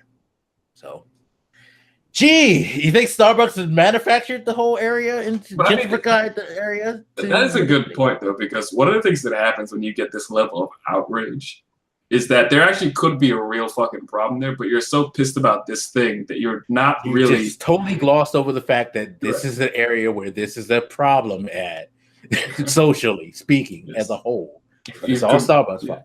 You've completely missed a real problem that actually could be addressed because you're so focused on shitting on Starbucks. Because again, this is what happens when you just get mad instead of think.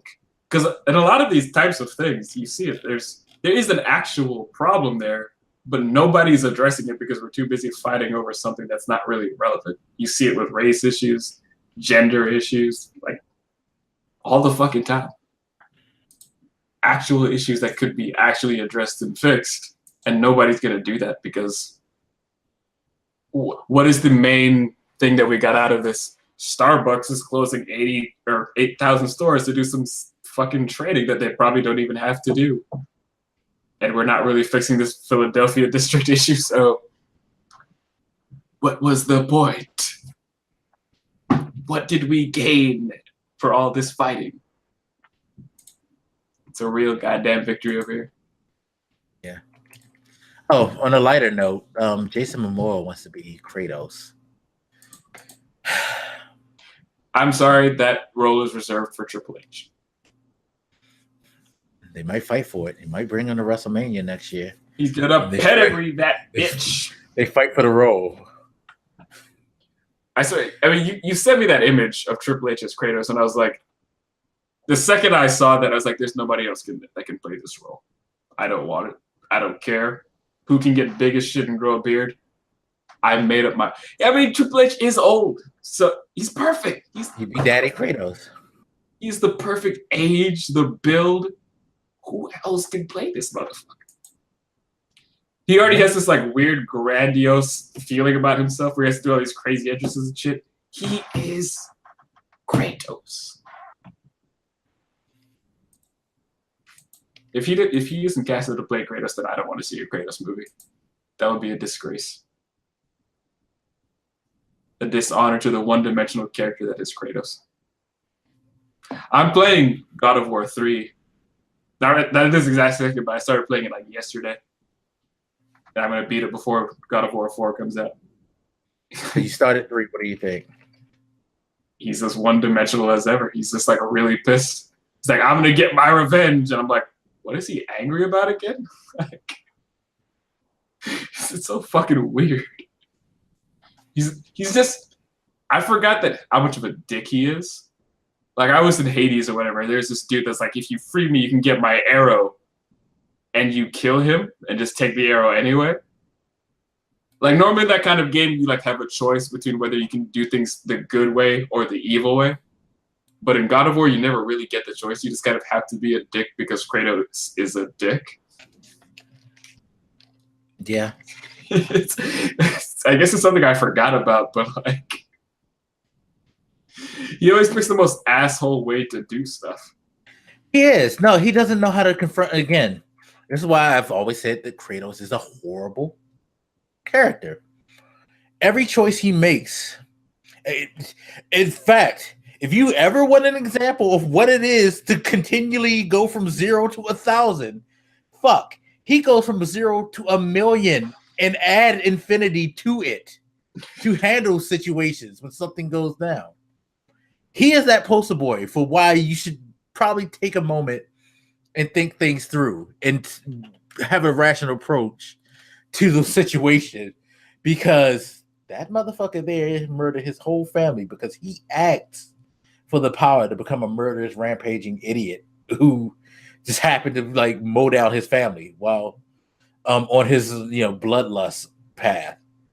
So part of the starting of the God of War 3 is you fight against the god of the sea. Poseidon. Yes. Yeah, I was going to call him Neptune, but like, yeah, that would be the Roman name. So you fight Poseidon and you like beat the dog shit out of him and kill him, and then like floods the place after you kill him, and he gives no shits. He's like, just yeah, whatever. Congratulations, the controller of the seas is now dead. Seas are out of control. Fucking people are gonna get drowned all over the place. Yeah. Thank you, Kratos. You've just fucking condemned.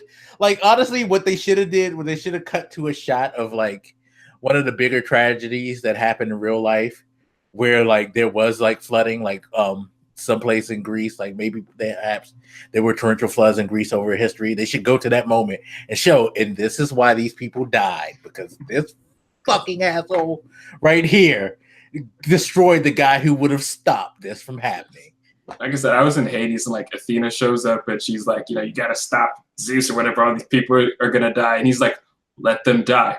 I'm killing Zeus. Like, he gives no shits if anybody else is killed.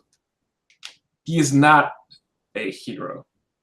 I think if people haven't played the God of War series, and when we see Triple H finally play that role, don't expect him to be a nice person. Well, maybe his character evolves in 4, but you know what I mean. Like, from what I've read, he's matured.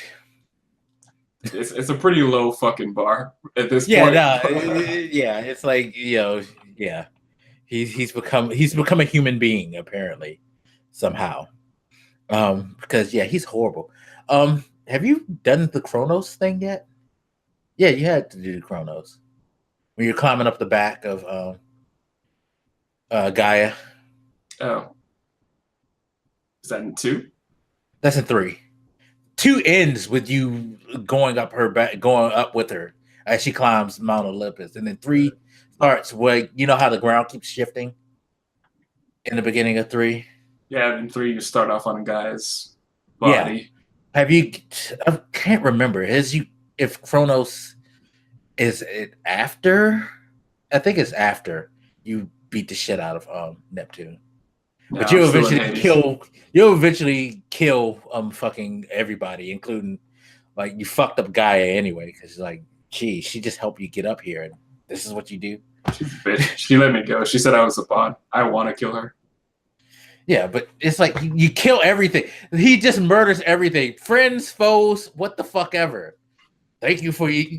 He kills prostitutes. He fucks the shit out of. This man is irreparable. I was in hell and I was beating up people and I felt bad. It's like, I mean, they're already in hell. What's her name? Oh, what's his name's wife? Oh, poor thing. Dude's such a fucking dick. He's a dick. He's a fucking asshole. He's a goddamn bastard. And it's like, now you're gonna make me have feels for this guy. I'll go along with this, just as long as it's enough to like show me how much of a human being and how far he's come. And I hope somehow the I gods still say he's a dick. And I still say that he should, this is just my want for the game. I don't know anything, so please don't scream spoiler alert or anything. I have no idea how the fucking game ends. But if it don't end with him dying and like his past telling his son, just do whatever you do. Don't be like me, okay? His son goes on, goes about it. I'd be fine with that because, god damn it, even though I can say, well, it's nice that you become a better person, he has a lot to pay for. You need to get your goddamn comeuppance, bro. Yeah, like he needs to like fucking take one. Like, dude, you've done so much. You've had incest. You've like fucking wrong with you. Fucking irredeemable person. Got a nice beard though. I admit, this Kratos beard shit is pretty damn fly. That's why Triple H, that is the role he was born to play. That's why that role is literally the only reason Triple H stays that ripped. Because he knows it's coming. Yeah, he knows that eventually he's going to have to wield, a Norse axe. Or maybe they'll go back to original God of War and have him have the chains of Olympus. No, actually, he'd be like, no, we're changing his weapon to a hammer. Because why not? I'm Triple H. And we'll use we just call it, fuck it. They're Norse religion now. Fucking make it Mjolnir. No, he's gonna fucking I killed Thor because I decided to go back to being Dick Kratos and murder fucking Thor and take Mjolnir, and now I'm gonna go on a rampage and kill Odin and all of them. Have him be Dick Kratos. I mean, you say that, but he's probably gonna you're gonna see the shot from Triple H's back on screen, and when it pans out, he's gonna be holding a shovel. And he's like, "I'm gonna bury you, brother," and just. And then at the end of the whole movie, the only person to take him out is Ronda Rousey as Valkyrie. Oh my god! Book it. I'll buy a ticket. I'm good.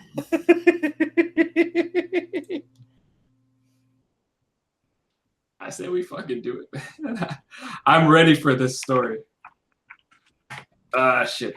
We just wrote y'all the God of War movie. You're welcome, and I'll expect my check in the mail. All right. Let's get out of here. Thank you again for watching us.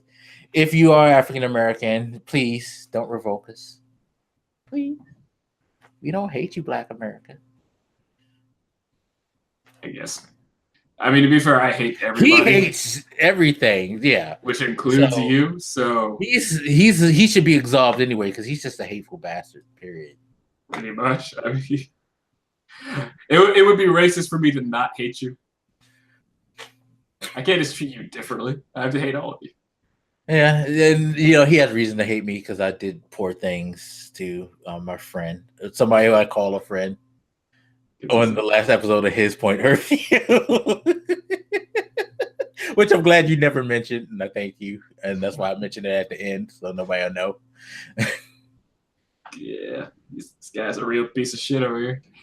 It's fine. It's yes, it's easy when the scumbag says it's fine, Does the victim think it's fine, Black? Works for Trump. Why can't it work for me? Oh my god. I'm not a bad person. I'm a good person. I'm the best person. All right, there, Trump. And on that, do you have a book to share, sir? I was actually looking to see if one of the comics I was interested in is coming out this week. I'm going to say read Injustice. I fucking love that story.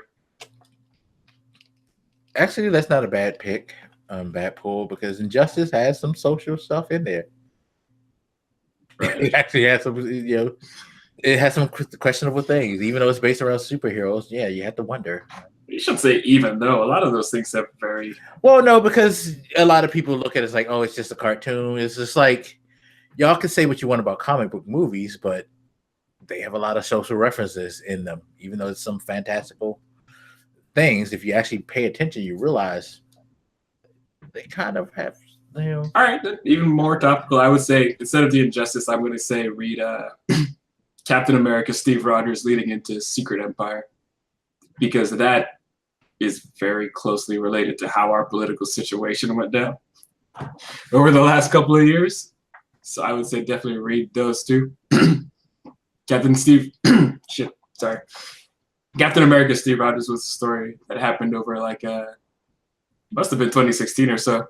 It was like a year of that story. Yeah, see, originally published December 7th, 2016. So, And that when that story ends, it leads into the Secret Empire storyline, which is, if you read those two combined, you'd be like, yeah, this is essentially how we got Trump in power. So it's odd, and it's a wonderful read. And I know some people don't like it, but they can eat a dick. Sorry. So see, I only hate people. I don't hate everything.